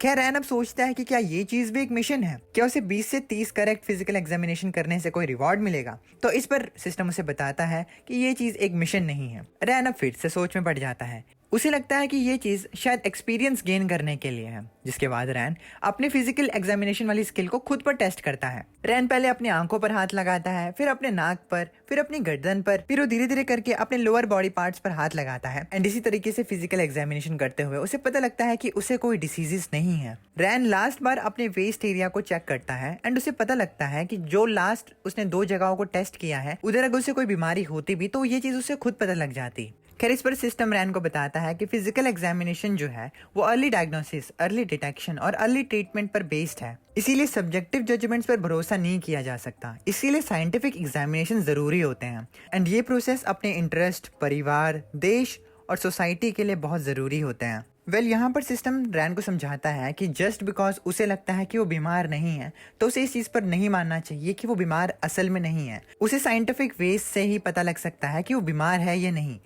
To be honest, मुझे लगता है कि रैन को ये चीज बहुत अच्छे से पता है। एज चैप्टर नंबर 1 से ही रैन साइंटिफिक चीजों पे बहुत ही ज्यादा भरोसा करता है। एज उससे पहले जब सिस्टम दिख रहा था तो उसे लगा था कि उसे हेलुसिनेशंस हो रहे हैं, लेकिन it turns out real, but still it shows कि वो साइंटिफिक तरीकों पर ज्यादा भरोसा रखता है एंड उसे खुद से ज्यादा साइंस पर भरोसा है। एंड इसीलिए रैन सिस्टम को कहता है कि जो कुछ उसने कहा वो बिल्कुल सही है। अब जब टैक्सी ड्राइवर रैन को खुद को टच करता हुआ देख रहा होता है तो उसे शक होता है कि भाई ये खुद को टच क्यों कर रहा है। एंड तुम्हें पता है कि खुद को ऐसे टच करना, वो भी पब्लिकली, तो कोई भी तुमसे क्रीप आउट हो जाएगा। तो यही चीज टैक्सी ड्राइवर के साथ होती है। अब जैसे ही वो लोग लोअर ग्रूव के पास पहुंचते हैं तो रैन टैक्सी ड्राइवर को अपने घर का एड्रेस बताता है एंड वो उसे गली के अंदर जाने के लिए कहता है। लेकिन टैक्सी ड्राइवर, जो अभी तक रैन को अपने आप को टच करता हुआ देखकर ऑलरेडी क्रीप आउट हो चुका होता है, वो बहुत ज्यादा ही डर जाता है एंड वो मन में सोचता है कि क्या उसे रैन जैसे स्पेशल फटिश वाले आदमी की बात सुननी चाहिए या नहीं। इट एंड्स अप वो टैक्सी ड्राइवर रैन की बात नहीं मानता एंड वो उसे बहाना देता है कि उसकी गाड़ी में पेट्रोल नहीं है, इसीलिए उसे खुद चलकर अपने घर पहुंचना चाहिए। रैन को इस चीज से ज्यादा कुछ कंप्लेंट्स नहीं होती। वो टैक्सी से बाहर निकलता है एंड वो टैक्सी ड्राइवर से कहता है कि उसने अभी तक उसे कोई पैसे नहीं दिए हैं। एंड जैसे ही रैन अपने जेब में हाथ डालता है तो टैक्सी ड्राइवर और ज्यादा घबरा जाता है कि रैन क्या चीज बाहर निकाल रहा है। रैन अपने जेब के अंदर से पैसे बाहर निकालने वाला होता है एंड वो टैक्सी ड्राइवर से कहता है कि ये लो। लेकिन इससे पहले कि वो पैसे दे पाता टैक्सी ड्राइवर को, टैक्सी ड्राइवर बहुत ज्यादा घबरा जाता है एंड वो एक्सीलेटर पर पैर मार के शूम एंड वो वहां से चला जाता है मनी मन रैन को परवट कहकर। मीनवाइल रैन के हाथों में पैसे होते हैं एंड वो सोचता है कि ये बहुत ही ज्यादा अजीब ड्राइवर था, अपने पैसे लिए बिना ही चला गया। रैन अब अपने घर पर पहुंचता है, वो अपने बेड में होता है एंड अब वो अपनी फिजिकल एग्जामिनेशन वाली स्किल को रिव्यू करने लगता है। रैन बात करता है कि कैसे एक specialised level physical examination skill को ऑलरेडी अपने आप में ही एक अचीवमेंट है, लेकिन इनकी ट्रू वैल्यू जो है वो तब बाहर निकल के आती है जब इन्हें रियल लाइफ सिचुएशंस में या फिर प्रैक्टिकल एक्सपीरियंसेस में इस्तेमाल किया जाए। यानी कि उसे तभी असल में पता लग पाएगा कि ये मास्टर लेवल स्किल कितनी अच्छी है जब उसे रियल लाइफ में एक्सपीरियंस कर पाएगा। अब रात गई बात गई। नेक्स्ट डे रैन का फोन बजता है एंड उसे हॉस्पिटल से कॉल आता है एंड उसे बताया जाता है कि आज बेड सारे फुल हैं, तो इसीलिए उसकी आज की सारी सर्जरीज कल पोस्टपोन कर दी गई हैं एंड आज उसकी छुट्टी है। खैर रैन इस पर ओके कहता है। अब रैन सोचता है कि अब क्योंकि काम पर उसे जाना नहीं है तो ये अच्छा रहेगा उसके लिए अगर वो अपनी फैमिली की मदद करे। इसलिए रैन नीचे जाता है एंड अपने फादर को बताता है कि आज वो काम पर नहीं है, इसीलिए वो आज उनकी क्लिनिक में मदद कर सकता है। लेकिन जैसे ही उसके डैडी बात सुनते हैं तो वो शॉक्ड हो जाते हैं। एज रैन ने पहले बताया था कि वो काम पर जाएगा, लेकिन अब वो कह रहा है कि उसे काम पर नहीं जाना है। रैन के फादर इसलिए भी शॉक्ड होते हैं क्योंकि रैन अगर ये चीज़ उन्हें पहले ही बता देता तो वो डॉक्टर मियाओ को यहाँ पर नहीं बुलाते हैं। डॉक्टर मियाओ एक पार्ट टाइम डॉक्टर है एंड एज रैन के फादर जो क्लिनिक को ओन करते हैं वो उसमें खुद डॉक्टर का काम नहीं करते, पता नहीं क्यों नहीं करते या करते हैं तो बताया नहीं। खैर इसीलिए वो दूसरे डॉक्टर्स को एम्प्लॉय करते हैं एंड इसीलिए रैन के ये बताने पर उन्हें दुख होता है कि आज उन्हें फालतू में किसी को दिहाड़ी देनी पड़ेगी। खैर अब कुछ टाइम बाद doctor Miao lower groove clinic में पहुंचते हैं। डॉक्टर मियाओ एक पार्ट टाइम डॉक्टर होता है जो कि सूचर्स एंड कॉस्मेटिक इंजेक्शन में स्पेशलाइज होता है एंड वो अपने साथ कुछ पेशेंट्स को लेकर आया होता है। एंड अब क्लिनिक में आते ही doctor Miao doctor Juanji and doctor Xiong को अपनी मदद के लिए बुलाता है। डॉक्टर मियाओ के ये कहने पर डॉक्टर शियोंग मियाओ को बताते हैं कि आज रैन भी उनकी मदद करने वाला है एग्जामिनेशन में। मीनवाइल रैन के फादर अभी भी सोच रहे होते हैं कि उनका तो नुकसान हो गया भाई। खैर डॉक्टर मियाओ के साथ अब जो फीमेल पेशेंट्स आई होती हैं उन्हें डॉक्टर मियाओ रैन के पास भेज देता है ताकि रैन उनकी फिजिकल एग्जामिनेशन कर पाए। पहले उन पेशेंट्स को देखकर रैन अपना ओवरकोट पहनता है। रैन आज काम करने के लिए बहुत ज्यादा एक्साइटेड होता है क्योंकि आज बहुत ज्यादा पेशेंट्स होते हैं जिन्हें की फिजिकल एग्जामिनेशन की जरूरत होती है एंड ये रैन के लिए अच्छा मौका होता है उसकी फिजिकल एग्जामिनेशन स्किल को टेस्ट करने का। रैन अब स्टार्टिंग में कुछ पेशेंट्स के फिजिकल एग्जामिनेशन कर लेता है एंड फिजिकल एग्जामिनेशन कर लेने के बाद पेशेंट्स को डॉक्टर मियाओ अपने पास बुलाता है ताकि वो उन्हें आगे ट्रीट कर सके। मीनवाइल फिजिकल एग्जामिनेशन करने के बाद रैन अपने सिस्टम से पूछता है कि क्या उसकी फिजिकल एग्जामिनेशन स्किल की रैंक अप हुई है। इस पर सिस्टम उसे बताता है कि उसने अभी 18 ही फिजिकल एग्जामिनेशंस करे हैं एंड इसीलिए अब उसकी रैंक जो है वो एक अप हो चुकी है। अब उसकी रैंक है 1127, पहले उसकी 1128 थी। रैन जो होता है वो इस चीज को लेकर खुश होता है कि उसकी रैंक बढ़ रही है। मीनवाइल कुछ गर्ल्स उसे देख रही होती हैं एंड वो अब रैन को देखकर अब वो रैन की खूबसूरती देखते हैं एंड वो कहते हैं कि उन्हें भी अपना टेस्ट करवाना है। रैन के पास इतने पेशेंट्स आता हुआ देखकर उसके डैड खुश हो जाते हैं क्योंकि दोबारा से मीनवाइल डॉक्टर मियाओ रैन के पास जाते हैं एंड वो उसे कहते हैं कि वो काफी ज्यादा थक चुका होगा, इसीलिए अब नेक्स्ट फिजिकल एग्जामिनेशन वो करेगा। एंड ये सुनकर जो दो फीमेल्स रैन से अपना फिजिकल एग्जामिनेशन कराने वाली थी वो मुकर जाती हैं एंड बताती हैं कि उन्हें कुछ काम है एंड इतना कहकर वो वहां से भाग जाती हैं, यानी कि डॉक्टर मियाओ उन्हें भगा देता है। रैन के फादर को ये चीज़ बिल्कुल भी पसंद नहीं आती एंड वो मन ही मन गुस्से में कहता है कि डॉक्टर मियाओ को यहाँ पर नहीं आना चाहिए था क्योंकि उसने अल्टीमेटली उसका नुकसान करवा दिया है। मीनवाइल उन लड़कियों को वहाँ से भागता हुआ देखकर रैन को कुछ समझ में नहीं आता एज वो अभी भी बुद्धू का बुद्धू है। खैर अब इसके नेक्स्ट डे सुबह 5 बजे ही रैन हॉस्पिटल में जाता है जहां पर वो अपनी फिजिकल एग्जामिनेशन वाली स्किल को अपने पेशेंट्स पर इस्तेमाल करने वाला था। रैन आज अपने वर्क आवर्स से पहले ही हॉस्पिटल में पहुंचता है एंड वो पेशेंट पर रूटीन चेकअप परफॉर्म करने लगता है। रैन अपने पहले पेशेंट से मिलता है एंड वो अपने पेशेंट को अपने बारे में बताता है कि वो उसका सर्जन है एंड वो यहाँ पर चेकअप परफॉर्म करने आया है ताकि रैन को रिकवरी रेट का पता लग पाए। पेशेंट रैन की तरफ देखता है एंड वो उससे टाइम के बारे में पूछता है एज सुबह 5 बजे रूटीन चेकअप नहीं होता है। रैन पेशेंट को बताता है कि अभी 5 बज रहे हैं एंड वो यहाँ पर उसे एक डिटेल्ड फिजिकल एग्जामिनेशन देने के लिए आया है। पेशेंट ये जानकर काफी ज्यादा खुश हो जाता है कि डॉक्टर्स को उसकी काफी ज्यादा चिंता है। रैन अब पेशेंट को चेक करते हुए अपनी स्पेशलिस्ट फिजिकल एग्जामिनेशन वाली स्किल को इस्तेमाल करता है एंड वो पेशेंट को बताता है कि वो काफी समय तक एक ही जगह पर बैठकर काम करता है और उसे क्रॉनिक गैस्ट्रिटिस की दिक्कत है। अब रैन कहता है कि वो पेशेंट के चेस्ट, एब्डोमिन, हेड और नेक को चेक करने वाला है। क्रॉनिक गैस्ट्रिटिस एक ऐसी मेडिकल कंडीशन है जिसमें पेट में इन्फ्लेमेशन यानी कि सूजन होती है एंड ये सूजन काफी दिनों तक रहती है एंड ये बीमारी ज्यादातर इरेगुलर खाने पीने से, स्ट्रेस या एसिडिक फूड के खाने से होती है एंड मोस्ट लाइकली पेशेंट को ये बीमारी इसीलिए हुई होगी क्योंकि वो एक ही जगह पर बैठकर ना ही अपने खाने पर ध्यान देता है एंड सिर्फ अपने काम पर ध्यान देता है एंड उल्टी चीजें खाता है। खैर, रैन के पीछे इंटर्न जंग युआन होती है एंड वो रैन को इतना ज्यादा डिटेल में देखकर उसकी तारीफ करती है कि वो काफी ज्यादा सीरियस है। रैन यूहान को बताता है कि इससे पहले उसके पास वो रिक्वायरमेंट नहीं थी कि वो चेकअप्स को परफॉर्म कर पाए, लेकिन अब क्योंकि उसके पास वो काबिलियत है तो वो डिटेल एग्जामिनेशन कर सकता है। इस बात को सुनकर यूहान रैन से कहती है कि उसने सिर्फ एक ही दिन के लिए रेस्ट किया है एंड आज क्योंकि वो अपने टाइम से पहले ही आ चुका है तो अगर वो ऐसा ही करता रहा तो शाम होते हुए वो काफी ज्यादा थक जाएगा एंड उसके पास उसकी गर्लफ्रेंड को टाइम देने का समय नहीं बचेगा। रैन इस पर अपने सर मोड़ते हुए यूहान को बताता है कि उसके पास कोई गर्लफ्रेंड नहीं है एंड उसकी सारी एनर्जी सिर्फ उसकी सर्जरी। यूहान जैसे ये बात सुनती है कि रैन के पास कोई गर्लफ्रेंड नहीं है वो काफी ज्यादा शॉक्ड हो जाती है एंड वो रैन की पूरी बात नहीं सुनती है एंड वो सिर्फ इसी चीज पे फोकस करती है कि रैन के पास कोई गर्लफ्रेंड नहीं है, यानी कि अब चमड़ी। खैर, पेशेंट को रूटीन चेकअप देने के बाद रैन अब इमरजेंसी ऑफिस में जाता है एंड डॉक्टर लू वेनबिन से मिलता है एंड उससे आज के पेशेंट्स के बारे में पूछता है। लू वेनबिन बताता है कि आज उनके पास सिर्फ 3 ही पेशेंट्स आए हैं। ये सुनकर रैन बताता है कि वो तीनों पेशेंट्स की ही सर्जरी करेगा, उसके बाद देखेगा कि उन्हें और पेशेंट मिलते हैं या नहीं। रैन की इस बात को यानलिन भी सुन लेता है एंड वो एक्साइटेड होकर रैन को बताता है कि वो दूसरे हॉस्पिटल्स को कांटेक्ट करने की जिम्मेदारी लेगा। आफ्टर ऑल, टैंक मेथड जो है वो काफी ज्यादा अच्छा काम कर रहा है, इसलिए दूसरे हॉस्पिटल्स जो हैं वो भी उनके इमरजेंसी डिपार्टमेंट पर भरोसा कर रहे हैं एंड उन्हें विश्वास हो चुका है कि वो फ्लेक्सर टेंडन सूचर के लिए इमरजेंसी डिपार्टमेंट को पेशेंट्स रेफरल कर सकते हैं। यानलिन की इस बात को सुनकर लू वेनबिन थोड़ा हैरान हो जाता है। तभी रैन यानलिन से कहता है कि जितने हॉस्पिटल्स को वो कांटेक्ट कर पाएगा उतना ही बढ़िया होगा एंड ये बात सुनकर यानलिन खुश हो जाता है। मीनवाइल, लू वेनबिन सोचता है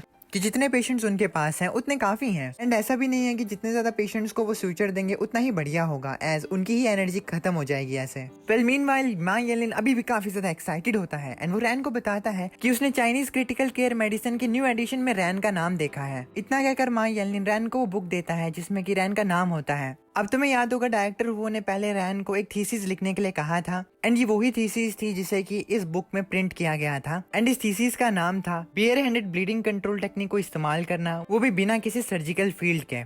रैन जैसे ही इस रिसर्च बुक को देखता है तभी सिस्टम उसे बताता है कि उसने थीसिस वाला मिशन कंप्लीट कर लिया है एंड अब उसे इंटरमीडिएट ट्रेजर चेस्ट मिल चुका है। रैन ये जानकर हैरान होता है कि इस बार उसे एक इंटरमीडिएट ट्रेजर चेस्ट मिला है, जिसके बाद एज यूजुअल वो ट्रेजर चेस्ट को खोल लेता है एंड इस बार उसे एक नई स्किल मिलती है एंड इस स्किल में उसे एक्सपीरियंस मिलता है 3000 अपर लिम्स को डिसेक्ट करने का। डिसेक्टिंग 3000 अपर लिम्स का मतलब है डिटेल्ड एनाटॉमिकल स्टडी या एनालिसिस करना 3000 स्पेसिमेंस के आर्म्स का।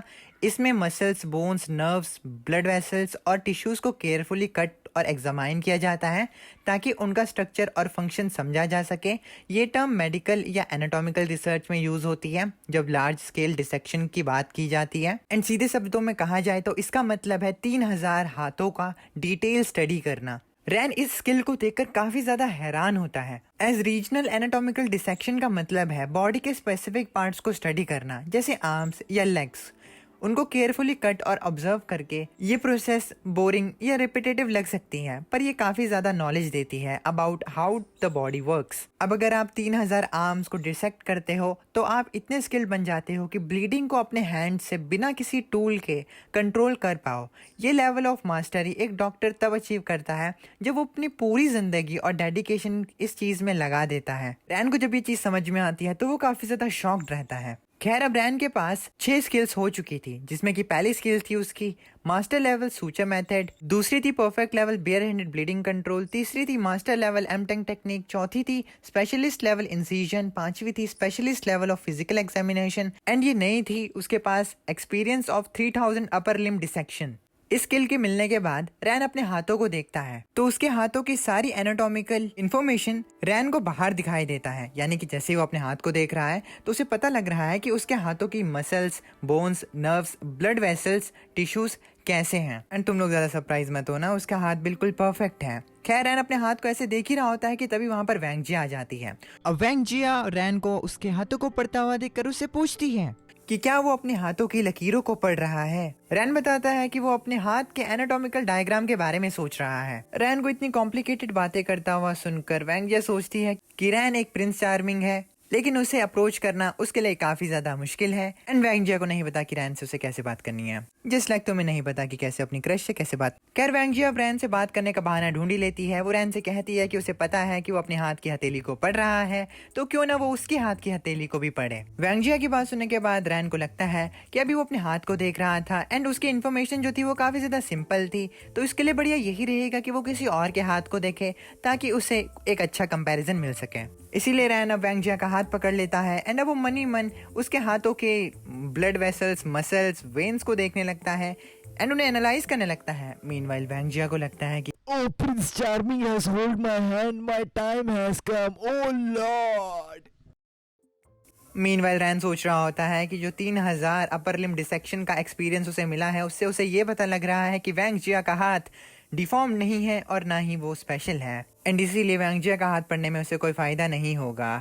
खैर इसीलिए वो उसका हाथ छोड़ देता है एंड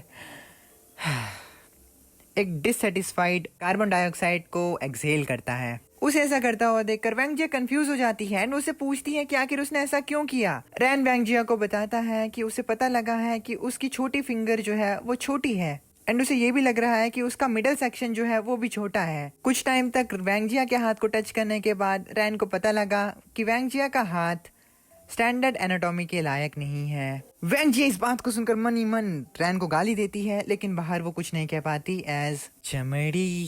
खैर ये लोग बात कर ही रहे होते हैं कि तभी वहां पर लू वेनबिन आ जाता है एंड वो रैन को बुलाता है, लेकिन वो रैन को बिजी देखकर उसे कुछ नहीं कह पाता क्योंकि वो उनकी प्राइवेसी रिस्पेक्ट कर रहा होता है। खैर लू वेनबिन को वहां पर देखकर रैन पीछे मुड़ता है एंड उसे पूछता है कि क्या ऑपरेशन थिएटर रेडी हो चुका है। लू वेनबिन को वहां पर देखकर वैंगजिया को गुस्सा आता है, लेकिन तभी लू वेनबिन कहता है कि उसने सही कहा, पहला पेशेंट जो है उसे सिंगल फिंगर लेक्सरेशन की जरूरत है।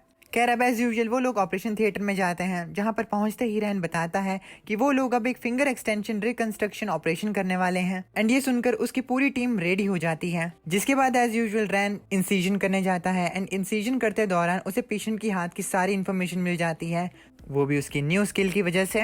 रैन इंसिजन कर रहा होता है। लू वेनबिन नोटिस करता है कि रैन इस बार अपनी सर्जिकल नाइफ को बहुत ही ज्यादा अच्छे से इस्तेमाल कर रहा है, बिल्कुल स्मूथली। जिसके बाद रैन की सारी टीम उसी पर फोकस करती है। मीनवाइल इसी दौरान डायरेक्टर हु अपने एक सबऑर्डिनेट डायरेक्टर बाय के साथ वहां पर पहुंचते हैं। Director Bai Jiangxi province maternity and child health hospital का डायरेक्टर होता है। डायरेक्टर वो ऑपरेशन थिएटर में आते ही बता देते हैं कि वो अपने एक नए दोस्त को लेकर आए हैं ताकि वो रैन की स्किल्स को उन्हें दिखा सकें, लेकिन इससे रैन को डिस्ट्रैक्ट होने की कोई जरूरत नहीं है। डायरेक्टर बाय रैन की तरफ देखते हैं एंड डायरेक्टर हु से कहते हैं कि क्या ये वही लड़का है जिसके बारे में तुम हर रोज बात करते हो। मीनवाइल मन के अंदर सोच रहा होता है कि चलो देखते हैं कि ये बच्चा किस मिट्टी का बना है। एज डायरेक्टर भाई को भी विश्वास नहीं है कि रैन जैसा एक बच्चा एमटेक टेक्निक को इस्तेमाल करके 2 घंटे में ही सर्जरी कंप्लीट कर सकता है एंड इसीलिए वो अपनी आंखों से ये देखने आया होता है, मोर लाइक डिसअपॉइंट होने आता है।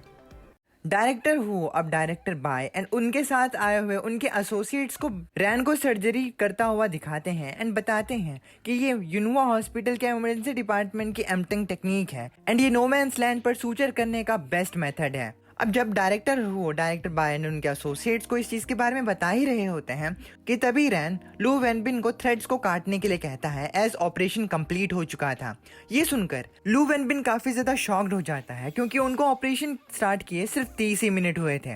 अब क्योंकि ये ऑपरेशन इतनी ज्यादा जल्दी कंप्लीट हो चुका था कि director by, director who and उनके एसोसिएट्स को पूरा तरह से इस एमटेक टेक्निक को देखने का मौका नहीं मिला, तो इस वजह से डायरेक्टर हु लू वेनबिन को बताते हैं कि डायरेक्टर बाय अभी भी और ज्यादा एमटेक टेक्निक के सर्जरीज को देखना चाहते हैं एंड इसीलिए डायरेक्टर हु अब लू वेनबिन से अगली सर्जरी के बारे में पूछते हैं। इस पर लू वेन बिन बताता है कि दूसरा पेशेंट जो है वो ऑपरेटिंग थिएटर 2 में है और अभी उसकी तैयारी हो रही है सर्जरी से पहले। इस बात को सुनने के बाद डायरेक्टर वो रैन से कहते हैं कि क्या वो दूसरी सर्जरी करना चाहता है कि या फिर उसे आराम की जरूरत है। रैन इस पर बताता है कि वो दूसरी सर्जरी के लिए तैयार है, एज दूसरे पेशेंट को सिर्फ सिंगल फिंगर लैक्सरेशन की जरूरत है और इस चीज में उसे सिर्फ 30 मिनट का ही समय लगेगा। इसीलिए रैन उस पेशेंट को अरेंज करने के लिए कहता है। रैन की इस बात को सुनकर डायरेक्टर बाय अपने एसोसिएट से बात करते हैं कि क्या सच में सिंगल फिंगर की सर्जरी को सिर्फ 30 मिनट लगते हैं। डायरेक्टर बाय को रैन की बात पर बिल्कुल भी विश्वास नहीं होता, जिसके बाद वो डायरेक्टर वो से कहते हैं कि उन्होंने सच में उनके लिए एक बहुत अच्छी मूवी अरेंज की हुई है।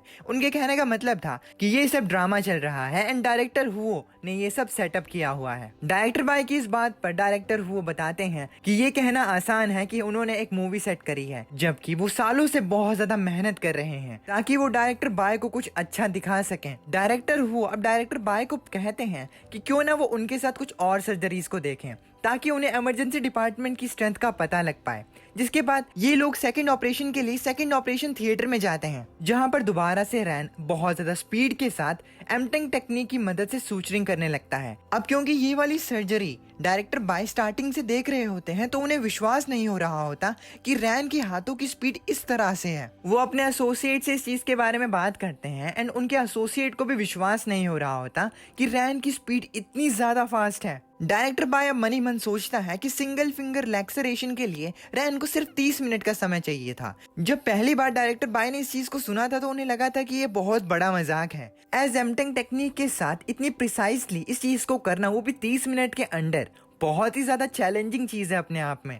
एज जो सबसे बड़ा डिफरेंस कॉमन सूचरिंग और एमटेंग टेक्निक में है वो है उनका suture force. Double modified Kessler suturing technique, जो कि एक लूप्ड सूचर होता है, इसमें सर्जन को एक साइड से थ्रेड टेंडन में डाल के दूसरे साइड से कनेक्ट करना होता है। पर एमटेंग टेक्निक अलग है, it's a triple standard suture. Tendon को ज्यादा डैमेज ना हो इसीलिए 3 सूचर्स का पुल केयरफुली मैनेज करना पड़ता है। एमटेंग टेक्निक को करने के लिए कैस्लर टेक्निक के कंपैरिजन में 3 गुना ज्यादा टाइम लगता है और प्रोसेस भी 3 गुना ज्यादा डिफिकल्ट होता है। एंड इसीलिए डायरेक्टर बाय के लिए ये मानना कि ये सर्जरी 30 मिनट में होने जा रही थी, वो ही बहुत ज्यादा हैरानी की बात थी। डायरेक्टर बाय मनी मन बात करता है कि अगर ये सर्जरी नोमैन्स लैंड में नहीं होती तो 30 मिनट में सूचर को किया जा सकता है, लेकिन उसके लिए भी डॉक्टर को बहुत ज्यादा स्किल्ड होना चाहिए। आगे सर्जरी को होता हुआ देखते हुए डायरेक्टर बाय सोचता है कि सिंगल फिंगर सूचर को एमटेंग टेक्निक की मदद से करना, वो भी 1 घंटे में, ये सच में क्विक है। लेकिन इस चीज को कंसीडर करते हुए कि ऑपरेशन के दौरान एक्सीडेंट हो सकते हैं, नॉर्मली इस ऑपरेशन को होने में कम से कम 1 से 1.5 घंटा लगता और कभी कभी तो 2 घंटे भी लग सकते हैं। लेकिन डायरेक्टर बाय की आंखों के सामने ही रैन इस सर्जरी को 30 मिनट के अंदर कंप्लीट कर देता है। अब जैसे ही इस चीज को दूसरे डॉक्टर्स, डायरेक्टर हो एंड डायरेक्टर बाय देखते हैं तो वो बहुत ज्यादा हैरान हो जाते हैं कि रैन ने ये सर्जरी भी 30 मिनट के अंदर कंप्लीट कर दी। डायरेक्टर बाय से रुका नहीं जाता, वो डायरेक्टर वो से कहते हैं कि रैन एंड ये पेशेंट जरूर एक पेड एक्टर है जिसे कि डायरेक्टर वो ने हायर किया है। इस बात को सुनकर डायरेक्टर वो शॉक्ड हो जाते हैं एंड वो डायरेक्टर बाय को बताते हैं कि वो कसम खा सकते हैं कि ऐसा कुछ भी नहीं है। डायरेक्टर हुओ रैन की तरफ मुड़ते हैं एंड उससे पूछते हैं कि क्या ये ऑपरेशन कंप्लीट हो चुका है। रैन बताता है कि हाँ, उसने एक्सपेक्ट किया था कि ये ऑपरेशन 30 मिनट में कंप्लीट हो जाएगा, लेकिन एक्चुअली में रैन को सिर्फ 21 मिनट लगे इस सर्जरी को कंप्लीट करने में।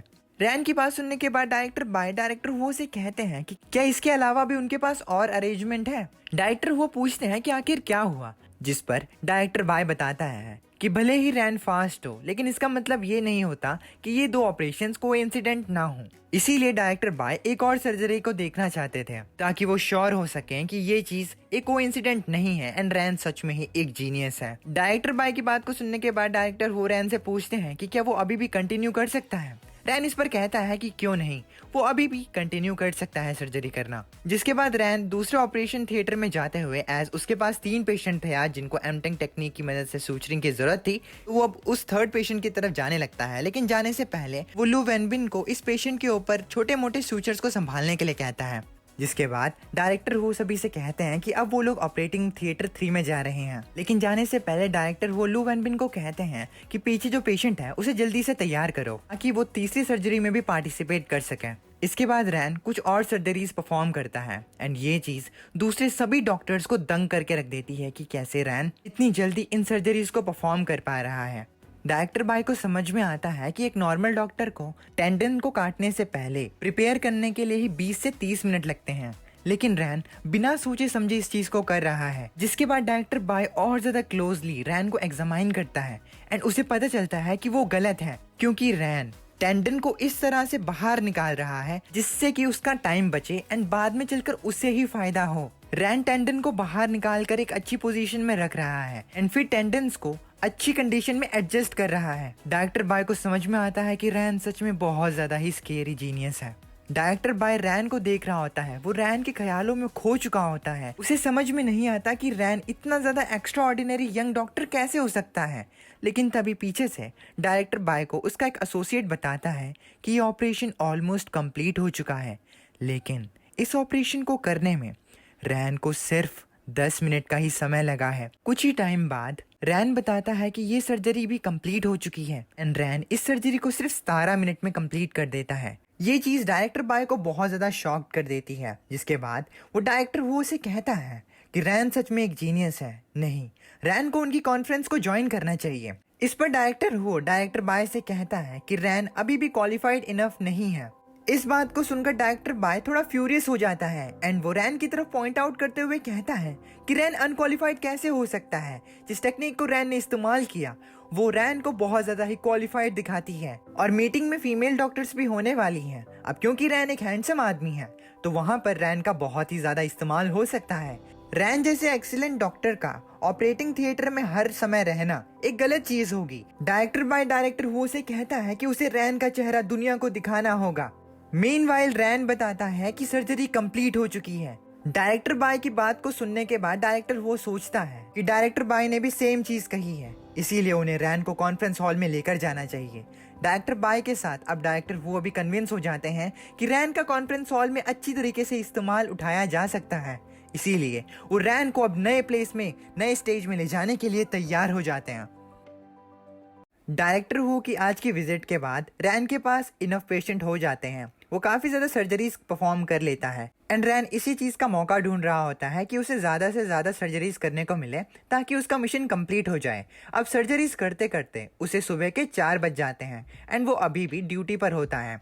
रैन के साथ साथ मा येनलिन, लू वैनबिन भी काफी ज्यादा थक जाते हैं क्योंकि वो रैन के साथ ही सर्जरीज कर रहे होते हैं एंड अब इतनी ज्यादा सर्जरीज करने के बाद वो लोग भी काफी ज्यादा थक जाते हैं। जिसके बाद लू वैनबिन मा येनलिन से कहता है कि फाइनली उनका काम खत्म हो गया। तभी मा येनलिन रैन की तरफ पॉइंट आउट करते हुए कहता है कि आखिर रैन को क्या हो गया, क्योंकि रैन सीधा खड़ा होते हुए ऊपर की तरफ देख रहा होता है। रैन को ऐसा करता हुआ देखकर लू वैनबिन भी कंफ्यूज हो जाता है एंड कहता है तो क्या सर्जरी के बाद रैन ऐसा ही खड़ा रह गया, तो क्या बाहर आने के बाद ऐसा होगा, क्या सारे जीनियसेस अलग नहीं होते। लू वैनबिन कंफ्यूज होता है कि सर्जरी करने के बाद रैन ऐसा अनयूजुअल एक्ट क्यों कर रहा है। भले ही रैन एक जीनियस हो लेकिन ऐसा एक्ट करना थोड़ा अजीब है। मीनवाइल रैन अपने सिस्टम की तरफ देख रहा होता है। रैन के सिस्टम में जो उसे मिशन मिला होता है एमटेंग टेक्निक को इस्तेमाल करने का, उसमें से वो 10 सर्जरीज को परफॉर्म कर चुका होता है एमटेंग टेक्निक की मदद से एंड ऐसी 10 सर्जरीज को कंप्लीट करने के लिए उसे एक एनर्जी सीरम मिल जाता है। इस चीज को देखते हुए रैन कैजुअली कहता है कि तुझे दोबारा से एनर्जी सीरम मिल गया, लेकिन कोई बात नहीं। रैन अब अपना मुंह मोड़ लेता है। उसे ऐसा करता हुआ देखकर मा येनलिन कहता है कि लगता है रैन का अनयूजुअल बिहेवियर खत्म हो गया। जिसके बाद वो रैन के पास दौड़ कर जाता है एज इससे पहले वो रैन को डिस्टर्ब नहीं करना चाहता था। लू वैनबिन रैन को बताता है कि डायरेक्टर ने उसे कहा था कि जब उसका काम खत्म हो जाए तो उसे रेस्ट लेना है एंड रेस्ट लेने के बाद उसे अपने आप को तैयार करके विंधम होटल में उनका इंतजार करना है शाम होने से पहले। रैन इस बात को सुनकर कंफ्यूज होता है कि आखिर डायरेक्टर हुओ ने उसे क्यों बुलाया होगा। अब क्योंकि यूनहुआ इमरजेंसी इंटरनेशनल मेडिकल फोरम जो हर साल विंडम होटल में होता है, उसे काफी सालों तक शी याही ने ऑपरेट और डेवलप किया, जिसकी वजह से ये आज चैंगसी प्रोविंस का एक मेडिकल इवेंट बन चुका है जहां पर हर तरह के डॉक्टर्स आते हैं। खैर अब हमें विंडम होटल दिखाया जाता है जहां पर होटल की रिसेप्शन में ही काफी ज्यादा डॉक्टर्स की फोटो होती है, इंक्लूडिंग रैन की फोटो। अब जैसे ही होटल में लेडीज इधर उधर घूम रही होती हैं, वो घूमते हुए रैन की फोटो देखती हैं तो वो रिसेप्शनिस्ट से पूछते हैं कि क्या उन्होंने इस बार एक मूवी स्टार को इन्वाइट किया है। इस पर वो रिसेप्शनिस्ट बताती है कि उस पोस्टर पे जितने भी लोग फीचर किए गए हैं वो लोग इमरजेंसी मेडिसिन के डॉक्टर्स हैं। जिसके बारे में वो लेडी पूछ रही है वो यूनोवा हॉस्पिटल के इमरजेंसी डिपार्टमेंट का लिंक रैन है। अब ऐसे ही वहाँ पर आती जाती काफी ज्यादा फीमेल्स रैन की फोटो को देखती हैं and as bro is handsome तो वो सारी लेडीज रैन के बारे में इंक्वायरी लेते हैं, जिस पर कि उन्हें ये पता चलता है कि रैन एमटेक टेक्निक में एक मास्टर है। बिसाइड्स वो अभी भी एक यंग डॉक्टर है जो कि इमरजेंसी डिपार्टमेंट में अपनी इंटर्नशिप कर रहा है। इस बात को जानते हुए एक लेडी को रैन की पर्सनालिटी में काफी ज्यादा इंटरेस्ट आता है, एज रैन हैंडसम भी दिखता है एंड उसकी पर्सनालिटी भी कुछ खास है। तो वो रैन की फोटो ले लेती है, जिसके बाद वो अपने कॉन्टैक्ट को कॉल करती है एंड रैन के बारे में बताती है ताकि वो रैन का रोका अपनी भांजी के साथ करवा सके। खैर मीनवाइल शी याहे जो कि वही गर्ल है जो कि रैन, डायरेक्टर हुओ एंड एक और डायरेक्टर उससे मिल चुकी थी ऑलरेडी ताकि उनकी वो बिजनेस डील हो सके जो कि अब से शायद 1 साल बाद ही होने वाली थी। उसी गर्ल की यानी कि शी याहे की जो कंपनी होती है वही इस मेडिकल इवेंट को ऑर्गेनाइज करवा रही होती है। शी याहे खुद से बात करती है कि इस साल का जो मेडिकल इवेंट है वो एक इम्पोर्टेंट अनाउंसमेंट के साथ हुआ और ये अनाउंसमेंट थी एक पायलट प्रोजेक्ट के लिए जो कि प्रोविंस में एक इमरजेंसी मेडिकल सेंटर इस्टेब्लिश करने के लिए लॉन्च किया गया है। हर हॉस्पिटल इस प्रोजेक्ट का हिस्सा बनना चाहता था। प्रोफेशनल और बड़े इमरजेंसी सेंटर्स के बढ़ने के साथ फंडिंग कंप्लीट होने के बाद कम नहीं होनी चाहिए थी एंड ये चीज़ शी याहे की कंपनी के लिए एक बड़ी अपॉर्चुनिटी थी। इसीलिए इस साल का जो इवेंट था वो अच्छे से ऑर्गेनाइज करना बहुत ज़रूरी था। साथ ही डायरेक्टर हुओ और बाय ने शी याहे को इमरजेंसी कॉल्स की थी, उसे ध्यान में रखना होगा। शी याहे इवेंट के बारे में सोच रही होती है। अब क्योंकि इवेंट का दिन आज ही था तो शी याहे माओशी को कॉल करती है एंड पूछती है कि आखिर इवेंट में अभी तक कितने लोग आए हैं। माओशी बताता है कि अभी तक 160 लोग आ चुके हैं। जिसके बाद याहे उससे पूछती है कि एसोसिएट डायरेक्टर लेवल के ऊपर के पोजीशन वाले कितने डॉक्टर्स हैं। इस पर माओशी बताता है कि ऐसे 30 लोग हैं, बाकी 80 अटेंडिंग फिजिशियन जो हैं वो इवेंट में आए हैं। अब क्योंकि ये एक बहुत ही बड़ा सिग्निफिकेंट प्रोजेक्ट था याहे की कंपनी के लिए तो याहे चाहती थी कि इस इवेंट में कोई भी कमी पेशी ना हो, क्योंकि इस इवेंट में बहुत ज़्यादा प्रोफेशनल इमरजेंसी मेडिकल सेंटर्स आने वाले थे। लेकिन माओशी की बात सुनने के बाद याहे थोड़ी डिसअपॉइंट हो जाती है, एज इतने लोगों से उनका काम नहीं चलने वाला था एंड उन्हें और ज़्यादा टैलेंट्स की ज़रूरत थी। लेकिन तभी याहे की सर्वेंट उसके पास दौड़ कर आती है एंड उसे बताती है कि उनके पास ब्रोशर्स की कमी हो रही है। ब्रोशर एक स्मॉल बुकलेट होता है या फिर पैम्पलेट होती है जो कि की इन्फॉर्मेशन प्रोवाइड करती है किसी सर्विस, इवेंट या ऑर्गेनाइजेशन के बारे में। अब जैसे ही याहे की सर्वेंट उसे इस चीज़ के बारे में बताती है तो याहे उस पर चिल्ला पड़ती है एंड उसे कहती है कि अगर ब्रोशर्स की कमी हो रही है तो वो वेयर हाउसेस से और ज्यादा ब्रोशर्स लेकर आ सकती है। जिसके बाद याहे अपने जूनियर से कहती है कि उसे होटल के लोगों से मदद मांगनी चाहिए, एज इसी चीज के पैसे उन्होंने होटल वालों को दिए हैं। इस पर याहे की जूनियर उसे बताती है कि वेयर हाउसेस में जितने भी ब्रोशर्स थे वो भी खत्म हो चुके हैं। गेस व्हाट, ऐसा इसीलिए है क्योंकि ये सारी ब्रोशर्स उन फीमेल्स ने ले ली हैं जो कि सिर्फ रैन के लिए उस इवेंट को पार्टिसिपेट कर रहे थे। याहे इस बात को सुनकर हैरान हो जाती है कि 300 ब्रोशर्स गायब हो चुके हैं। याहे कहती है कि रैन अकेला ही उनके कंपनी के ऑर्गेनाइजेशन एंड पब्लिसिटी डिपार्टमेंट से ज्यादा बढ़िया है। याहे ये बात कर ही रही होती है कि तभी उसे उसके कांटेक्ट का जो कि एक ट्यूमर स्पेशलिस्ट डॉक्टर होती है, डॉक्टर बा, उसका कॉल आ जाता है। माइंड यू ये डॉक्टर बहुत ही ज्यादा रिस्पेक्टेड डॉक्टर है प्रोविंशियल कैंसर हॉस्पिटल में। याहे फोन को उठाती है एंड बात करना शुरू करती है। जिसके बाद वो डॉक्टर याहे से कहती है कि उसने सुना है कि उनकी ऑर्गेनाइजेशन जो है वो इस साल एक ब्लाइंड डेट ऑर्गेनाइज कर रही है। ये सुनकर याहे कंफ्यूज हो जाती है कि ब्लाइंड डेट ये कौन ऑर्गेनाइज कर रहा है। सीम्स लाइक उस डॉक्टर को ये आइडिया बहुत पसंद आता है एंड इतना पसंद आता है कि वो किसी के साथ इस मीटिंग को अटेंड करने के लिए मान जाती है एंड उसका रीजन सुन के तुम हैरान हो जाओगे।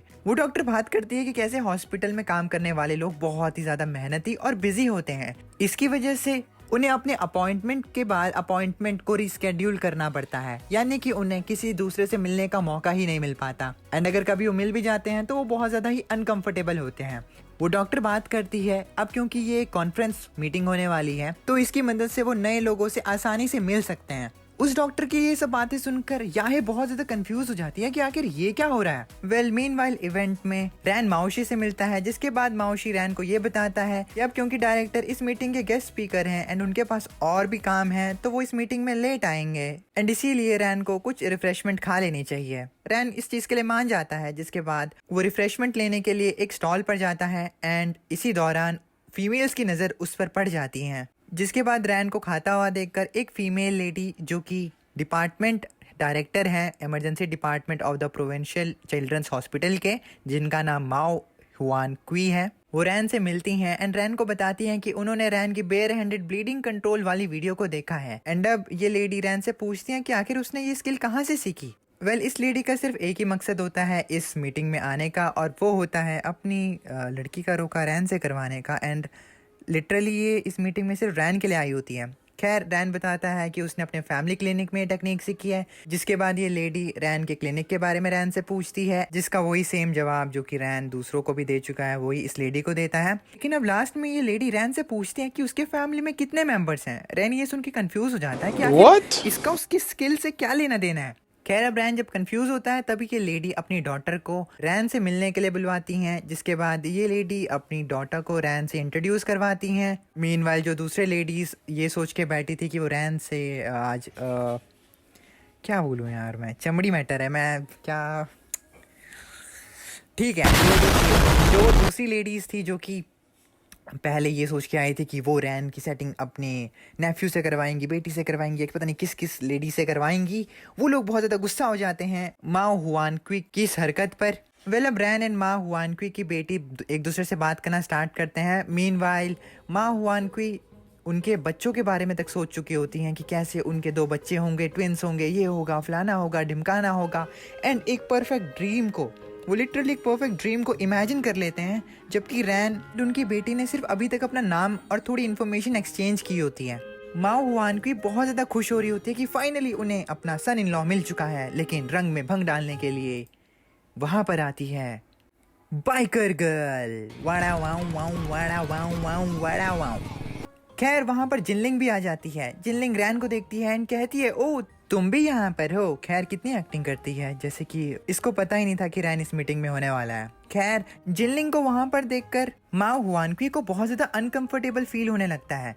वो सोचती है कि आखिर इस लड़की की हिम्मत कैसे हुई उसके फ्यूचर सन इन लॉ को सेड्यूस करने की। जिनलिंग अब दौड़ते हुए रैन के पास आती है, माओ हुआन क्वी की बेटी को साइड करती है एंड रैन से कहती है कि उन्हें मिले हुए काफी ज्यादा समय हो गया। रैन कहता है पीछे से माओ हुआन क्वी अब जिनलिंग से पूछते हैं कि आखिर वो किस हॉस्पिटल से है। इस पर जिनलिंग अपना नाम बताती है एंड ये कहती है कि वो Golden Deer Health Services Private Limited company से है। अब जले पर नमक छिड़कते हुए जिनलिंग ये कहती है कि ओल्ड वुमेन, क्या तुम रैन को पहले से जानती हो? इस बात को सुनकर माओ हुआन क्वी की दुनिया बिजली से चमक जाती है। उसे बहुत बुरा लगता है कि जिनलिंग ने उसे बूढ़ी औरत कहा है। जिसके बाद वो जिनलिंग से कहती है, अनएक्सपेक्टेडली एम्बुलेंस कंपनी भी इवेंट में पार्टिसिपेट कर सकते हैं।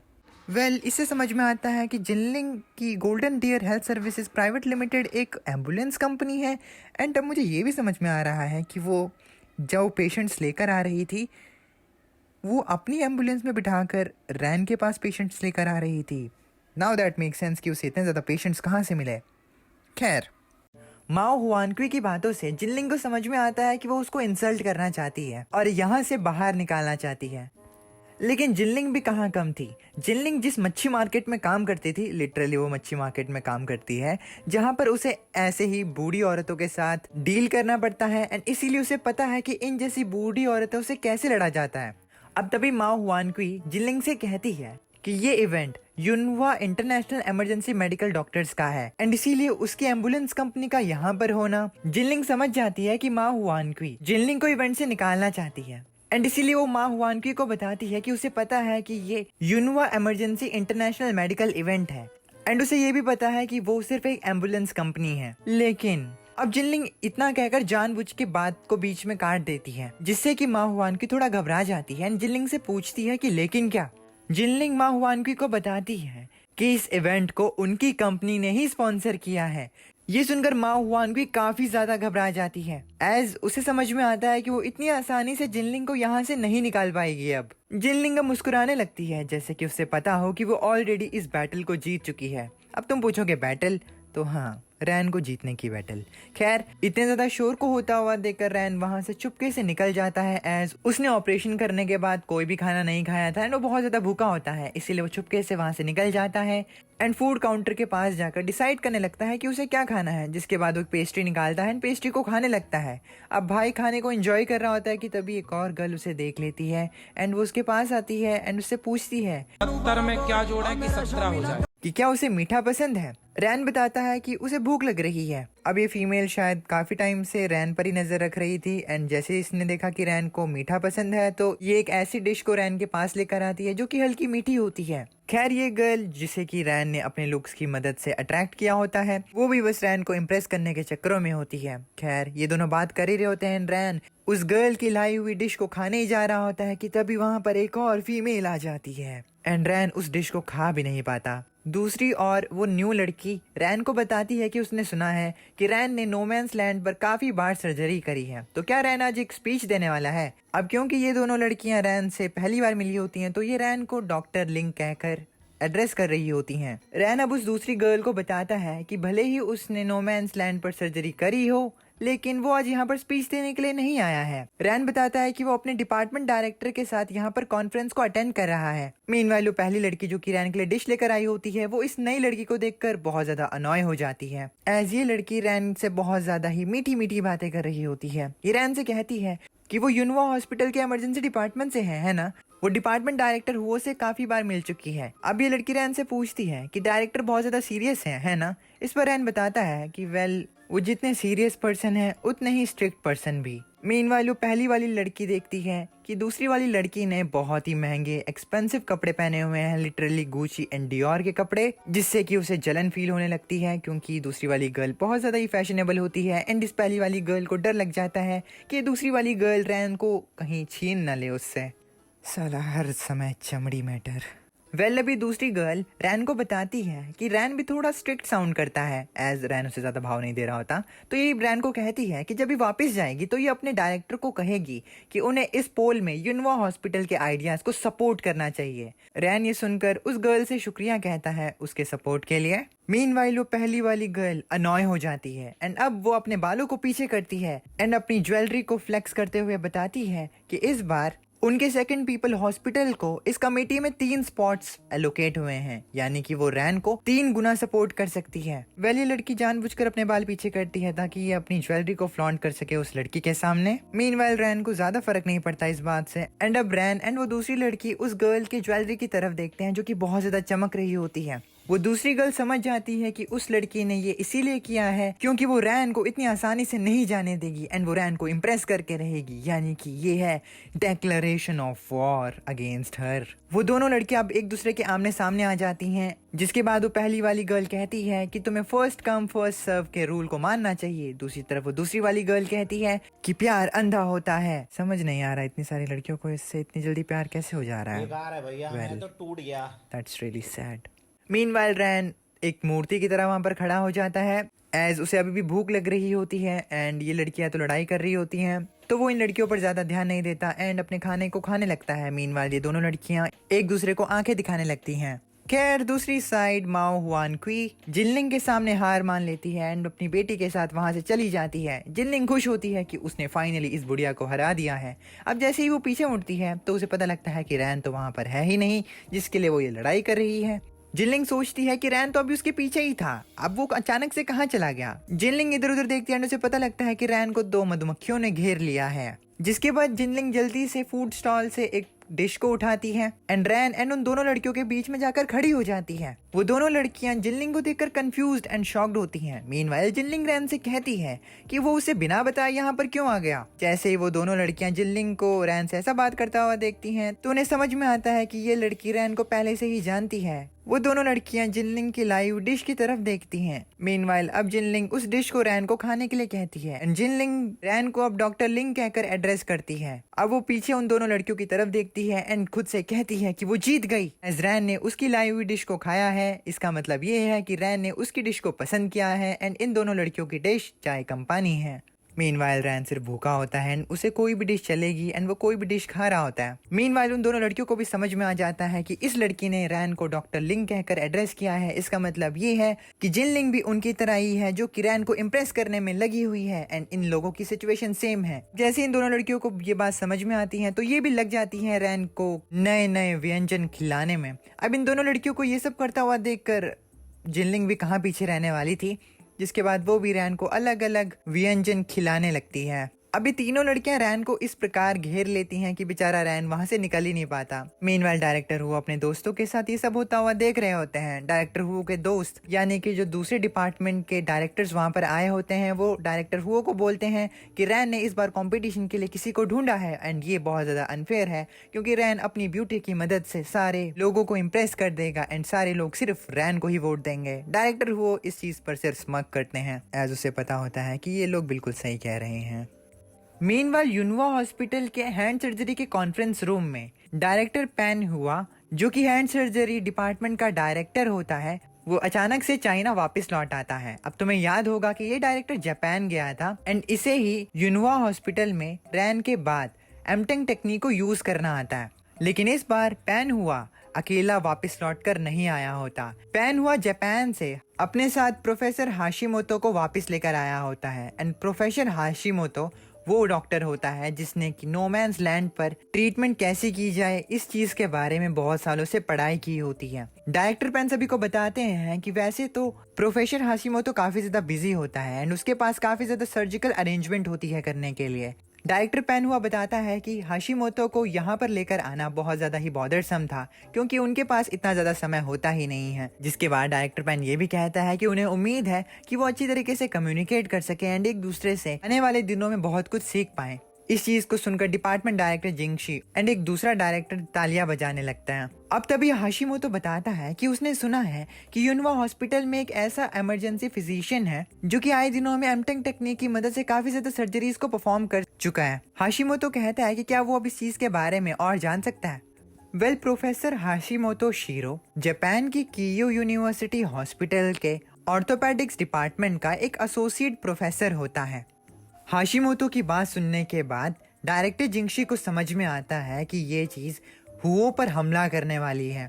एज तुम्हें पता होगा कि ये बात हमने पहले भी की थी कि डायरेक्टर पैन को ये चीज पसंद नहीं आने वाली थी कि इमरजेंसी डिपार्टमेंट वाले भी एमटेंग टेक्निक की मदद से सर्जरीज कर रहे हैं एंड इसी चीज की बात डायरेक्टर जिंगशी यहाँ पर कर रहा होता है। डायरेक्टर जिंगशी हाशिमोतो की बात पर उसे कहता है कि वो इस चीज को अरेंज कर सकता है कि इमरजेंसी डिपार्टमेंट में होने वाली सर्जरीज को हाशिमोतो देख पाए। अब क्योंकि हाशिमोतो को नेटिव कोरियन बोलने नहीं आती, तो उसका ट्रांसलेटर उसे ये चीज ट्रांसलेट करके बताता है। जिसके बाद हाशिमोतो बताता है कि भले ही वो ये चीज भी देखना चाहता है, लेकिन वो चाहता है कि पहले वो उन पेशेंट्स को देखे जिनकी एमटेंग टेक्निक से सर्जरीज हो चुकी हैं। कारण देते हुए हाशिमोतो बताता है कि अब क्योंकि सर्जरी के प्रोसेस को सबसे अच्छी तरीके से समझने का तरीका यही है कि वो रिजल्ट्स को देखे।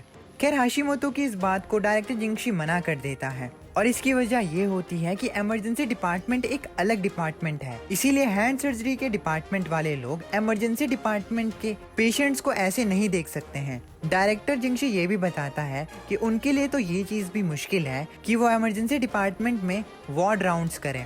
डायरेक्टर जिंगशी के इस बात पर डायरेक्टर पैन कहता है कि वार्ड राउंड्स उनके लिए इम्पोर्टेंट नहीं है। वो कुछ ऐसे पेशेंट्स को इमरजेंसी डिपार्टमेंट से यहाँ पर इनवाइट कर सकते हैं जिनके ऊपर एमटेंग टेक्निक से सर्जरी की गई हो। इस चीज को सुनकर डायरेक्टर जिंगशी फ्रस्ट्रेट हो जाता है एंड वो डायरेक्टर पैन से कहता है कि वो प्रॉब्लम क्रिएट करने वाला है। इस पर डायरेक्टर पैन कहता है कि उसने सुना था कि कुछ पेशेंट्स को रिहैबिलिटेशन के लिए उनके डिपार्टमेंट में लाया गया था एंड ये पेशेंट्स इमरजेंसी डिपार्टमेंट से थे। अब क्योंकि उनकी रिहैबिलिटेशन भी यहाँ पर की गई थी, जो कि बहुत ही ज़्यादा मजाकिया है, तो वहाँ पर जाकर हमारा उन पेशेंट्स को चेक करना भी कोई प्रॉब्लम्स को क्रिएट नहीं करेगा। अगर Huo Kongjun is ready to take it out, तो पैन हुआ भी पीछे नहीं हटेगा।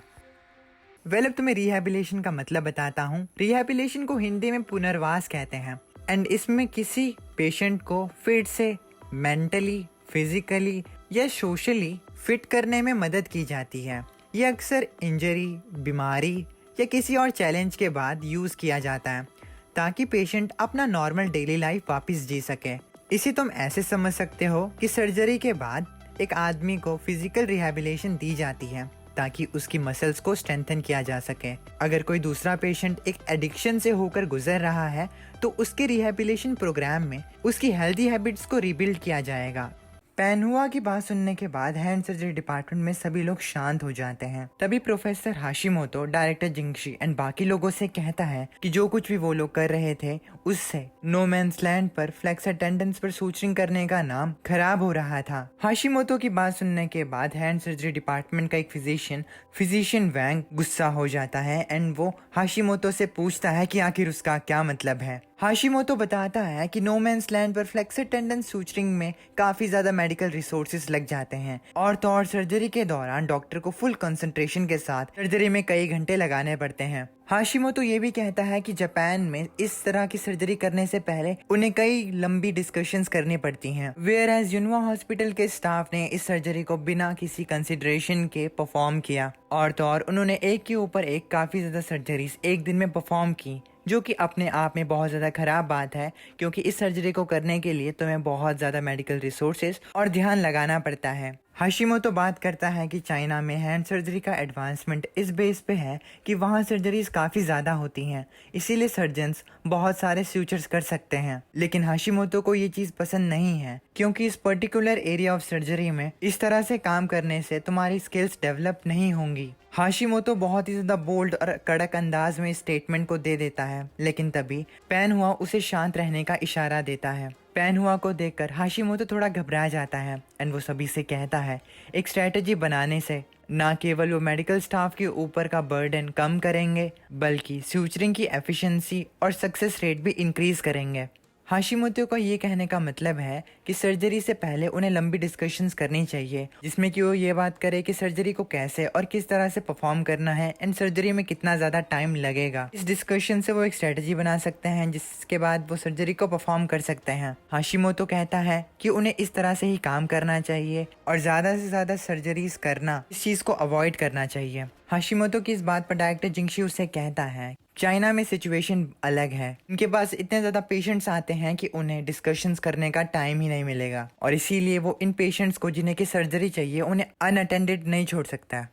हाशिमोतो इस पर कहता है कि अगर लाइन बहुत ज़्यादा लंबी हो जाती है पेशेंट की तो उन्हें उन पेशेंट की उंगलियों को काट देना चाहिए जिनकी उंगलियों को रिप्लांटेशन या फिर डीप टेंडन सूचरिंग की ज़रूरत हो। इससे उनके मेडिकल रिसोर्सेज बचेंगे एंड फिर वो इन मेडिकल रिसोर्सेज को उन पेशेंट्स पर लगा सकते हैं जिन्हें की उसकी ज़्यादा ज़रूरत हो। फॉर एग्जांपल उन पेशेंट्स की उंगलियों को काट देना चाहिए या फिर रिमूव कर देना चाहिए जो कि स्मोक करते हैं। हाशिमोतो कहता है कि जो लोग स्मोक करते हैं अगर उनकी उंगलियों पर कोई भी इंजरी हो जाती है तो उनकी उंगलियों को रिमूव कर देना चाहिए एंड उन पर सर्जरी नहीं करनी चाहिए। इसका रीज़न ये होता है कि निकोटीन ब्लड वेसल्स का स्पैस्म कॉज करता है। अगर कोई सिगरेट या टबैको यूज करता है तो उसमें एक केमिकल होता है निकोटीन। ये बॉडी की छोटी छोटी ब्लड पाइप्स को टाइट कर देता है। ब्लड पाइप्स जो ब्लड को हर जगह ले जाती हैं अगर ज़्यादा टाइट हो जाएं तो ब्लड फिंगर्स तक नहीं पहुंच पाता। अगर ऐसे ही किसी पेशेंट को सर्जरी की ज़रूरत हो तो डॉक्टर ने जिस फिंगर को अभी दोबारा जोड़ा है और ब्लड वहां तक नहीं पहुंच रहा तो ऐसी फिंगरें वीक होकर मर सकती हैं। इसीलिए जब डॉक्टर्स बॉडी का कोई पार्ट जोड़ रहे होते हैं तो निकोटीन बिल्कुल मना होता है वरना सर्जरी खराब हो सकती है। वैसे एम्पुटेशन और रिप्लांटेशन सर्जरीज में ये बिल्कुल टैबू माना जाता है। खैर डायरेक्टर हाशिमोतो की इस बात पर डायरेक्टर जिंगशी कुछ कहने ही जा रहा होता है कि तभी फिजिशियन वैंग बीच में कहता है कि वो लोग पेशेंट्स को इसीलिए ट्रीट और सेव कर रहे हैं ताकि वो उन्हें एक और मौका दे सकें। अगर ऐसा पेशेंट जिसे कि स्मोकिंग की लत लगी हो एंड वो इस चीज़ के लिए मान जाता है कि वो स्मोकिंग क्विट कर देगा तो हम उसके ऊपर सूचरिंग कर सकते हैं। हमें पेशेंट्स को एक और मौका देना चाहिए। फिजिशियन वैंग की इस बात पर प्रोफेसर हाशिमोतो बहुत ही ज़्यादा क्रीपी स्माइल के साथ कहता है कि स्मोकिंग को छोड़ना बहुत मुश्किल होता है और उससे भी ज़्यादा मुश्किल होता है पेशेंट्स को बात मनवाना, इसीलिए इस टॉपिक को यहीं पर रोक देना चाहिए। हाशिमोतो अब कहता है कि इस टॉपिक पर और ज़्यादा आगे बात करने से पहले वो उन पेशेंट्स को देखना चाहता है जिन पर चाइनीज़ हॉस्पिटल की इमरजेंसी डिपार्टमेंट में नोमैन लैंड पर एमटेंग टेक्निक से सर्जरी की गई हो। अब वो सभी लोग इमरजेंसी रूम में जाते हैं। प्रोफेसर हाशिमोतो बहुत कॉन्फिडेंट होता है जिसके बाद वो पेशेंट्स को चेक करने लगता है एंड चेक करते दौरान वो उनसे पूछता है कि या तुम्हारी सर्जरी डॉक्टर लिंगरैन ने की थी। खैर अब हाशिमोतो कुछ और पेशेंट्स को चेक करता है एंड वो ज़्यादा कन्विंस्ड नहीं होता। पेशेंट्स को चेक करने के बाद Hashimoto patients and hand surgery department के डॉक्टर्स के सामने कहता है तुम्हारे आधे पेशेंट्स के हाथ पूरी तरह से काम नहीं करेंगे ये सुनकर वो पेशेंट्स हैरान हो जाते हैं। एक पेशेंट हाशिमोतो से कहता है, आखिर ये कैसे हो सकता है? डॉक्टर लिंगरैन ने तो कहा था। पेशेंट्स को घबराया हुआ देखकर डायरेक्टर जिंगशी उन्हें शांत करवाता है। तभी पीछे से वैंग डॉक्टर हाशिमोतो से पूछता है कि डॉक्टर हाशिमोतो, आखिर बिना कोई टेस्ट लिए आप इस नतीजे पर कैसे पहुंचे? हाशिमोतो घमंड के साथ कहता है, अगर तुम टेस्ट कर भी लेते हो तब भी यही रिजल्ट निकलेगा। हालांकि अगर तुम्हें विश्वास नहीं होता तब तुम इन पेशेंट्स के टेस्ट करवा सकते हो और मुझे कन्विंस कर सकते हो। ये सुनकर फिजिशियन वैंग गुस्सा हो जाता है, और हो भी क्यों ना, हाशिमोतो का घमंड और एटीट्यूड बहुत ज़्यादा ही हाई होता है। वैंग को इतने ज़्यादा गुस्से में देखकर डायरेक्टर जिंगशी वैंग को शांत करवाते हैं एंड वैंग से कहते हैं, तुम हमारे पुराने आदमी हो, तुम्हें पता है कि डिपार्टमेंट डॉक्टर्स फॉरेन कंट्रीज़ के साथ कैसे इंटरेक्ट करते हैं, अपने इमोशंस को संभालो। भले ही डायरेक्टर जिंगशी ये चीज़ वैंग को समझा रहे होते हैं, लेकिन अंदर से खुद उन्हें हाशिमोतो का ये बिहेवियर अच्छा नहीं लगता। लेकिन उन्हें भी पता होता है कि हाशिमोतो ने जो कहा वो बिल्कुल सच है, क्योंकि अभी कुछ पेशेंट्स का हाथ मूव तक नहीं कर रहा है एंड इस चीज़ के साथ वो ये चीज़ खुद समझते हैं कि पेशेंट की हालत क्या है। जिंगशी समझ जाता है कि हाशिमोतो सच में एक्स्ट्राऑर्डिनरी है। मीनवाइल हाशिमोतो के चेहरे की खुशी ये दिखा रही थी जैसे कि वो इस बैटल को जीत रहा हो। इसीलिए हाशिमोतो अब आगे कहता है, चाइना में अभी ड्यूअल रेफरल का जनरल ट्रेंड है। पहले मैं तुम्हें समझाता हूँ कि ड्यूअल रेफरल ट्रेंड का मतलब है कि पेशेंट को दोनों तरफ भेजा जा सकता है, ऊपर और नीचे। ऊपर भेजना यानी कि जब एक छोटे हॉस्पिटल या क्लिनिक के डॉक्टर को लगता है कि पेशेंट को सीरियस प्रॉब्लम है और उसका ट्रीटमेंट सिर्फ बड़े हॉस्पिटल में हो सकता है, तो वो पेशेंट को बड़े हॉस्पिटल भेज देते हैं। वहाँ ज़्यादा एक्सपीरियंस डॉक्टर्स और बड़े मशीन होते हैं। नीचे भेजना जब बड़े हॉस्पिटल का ट्रीटमेंट ख़त्म हो जाता है और पेशेंट ठीक होने लगता है, तो वहाँ के डॉक्टर पेशेंट को छोटे क्लिनिक या लोकल हॉस्पिटल भेज देते हैं ताकि वो आगे की छोटी मोटी केयर या चेकअप करवा सकें। ये सिस्टम इसीलिए होता है ताकि बड़े हॉस्पिटल सिर्फ इम्पॉर्टेंट केसेस को हैंडल कर सकें और छोटी हॉस्पिटल आसान केसेस देखें। इस तरह किसी को भी ज़्यादा देर तक वेट नहीं करना पड़ता और सबको जल्दी और सही ट्रीटमेंट मिल जाती है। एंड यही चीज़ युनवा हॉस्पिटल में भी हो रही होती है। लेकिन अगर वो दुनिया के जनरल ट्रेंड को फॉलो करें और एम्पुटेशन रेट को बढ़ा दें तो पेशेंट को और अच्छा रिजल्ट दे पाएंगे। यहाँ पर एम्पुटेशन का मतलब है किसी भी ऑर्गन या फिर लिम्ब को रिमूव कर देना, यानी कि अगर किसी का हाथ काम नहीं कर रहा है तो उसके हाथ को काट देना। हाशिमोतो की ये चीज़ वैंग को और ज़्यादा गुस्सा दिला देती है एंड वो चिल्लाते हुए कहता है, पेशेंट के लिए उनकी बॉडी को इंटैक्ट रखना उनकी फंक्शनैलिटी से ज़्यादा इंपॉर्टेंट होता है। फिजिशियन वैंग हाशिमोतो के बातों से बिल्कुल भी कन्विंस नहीं रहता। उसके लिए ये चीज़ एक इमोरल माइंडसेट थी। वैंग कहता है कि भले ही उनका एम्पुटेशन रेट कम हो, लेकिन इसका मतलब ये नहीं है कि उनकी सर्जरी का सक्सेस रेट भी लो हो। वैंग की इस बात पर डॉक्टर हाशिमोतो पेशेंट्स की तरफ इशारा करते हुए कहता है कि एक डॉक्टर की एनर्जी लिमिटेड होती है, इसीलिए 6 घंटे 2 पेशेंट्स पर अनसक्सेसफुल सर्जरी परफॉर्म करने के बजाय उन्हें 4 घंटे लगाकर एक पेशेंट पर काम करना चाहिए था, जिससे कि सर्जरी सक्सेसफुल होती। हाशिमोतो पेशेंट्स की तरफ इशारा करते हुए पूछता है कि क्या इन सभी पेशेंट्स के ऊपर डॉक्टर लिंग ने ही सर्जरी की थी। इस पर डायरेक्टर पैन हुआ रिपोर्ट को पढ़ते हुए बताता है कि अभी 2 पेशेंट्स उनके पास हैं जो कि इमरजेंसी डिपार्टमेंट से हैं। बाकी के पेशेंट्स हैंड सर्जरी डिपार्टमेंट के ही पेशेंट्स हैं, यानी कि 2 पेशेंट्स के ऊपर ही रैन ने सर्जरी की है। हाशिमोतो ये सुनकर कहता है कि वो गेस करेगा कि रैन के पेशेंट्स कौन हैं। हाशिमोतो के इस एटीट्यूड को देखकर डायरेक्टर पैन हुआ भी खुद कन्विंस नहीं होता, एज उसे पता होता है कि हाशिमोतो सच में अब काफ़ी ज़्यादा ओवर कर रहा है। हाशिमोतो अब स्माइल करते हुए कहता है कि वो देखना चाहता है कि इमरजेंसी डिपार्टमेंट का पेशेंट कौन है। उसे ऐसा बात करता हुआ देखकर दूसरे पेशेंट्स काफ़ी ज़्यादा घबरा जाते हैं। पैन हुआ बात करता है कि भले ही हाशिमोतो बाहर से एक डॉक्टर हो, लेकिन मेडिकल फील्ड में उसे सारे एक फेमस डिटेक्टिव की तरह देखते हैं, क्योंकि उसका इंट्यूशन काफ़ी ज़्यादा शार्प है एंड वो ज़्यादातर केसेस में सच ही कहता है। खैर, अब हाशिमोतो राइट साइड के 2 पेशेंट्स को एक्सक्लूड कर देता है, यानी कि ये बताता है कि ये दोनों पेशेंट रैन के नहीं हो सकते। हाशिमोतो कहता है कि ज़रूर इन दोनों की सर्जरी एक ऐसे एक्सपर्ट ने की है जिसकी स्किल्स डायरेक्टर पैन हुआ के बराबर हैं। हाशिमोतो पूछता है कि क्या डायरेक्टर जिंगशी ने इनकी सर्जरी की थी। हाशिमोतो की इस बात पर डायरेक्टर जिंगशी एंड वैंग उसे घूर कर देखने लगते हैं, लेकिन वो कुछ नहीं कहते।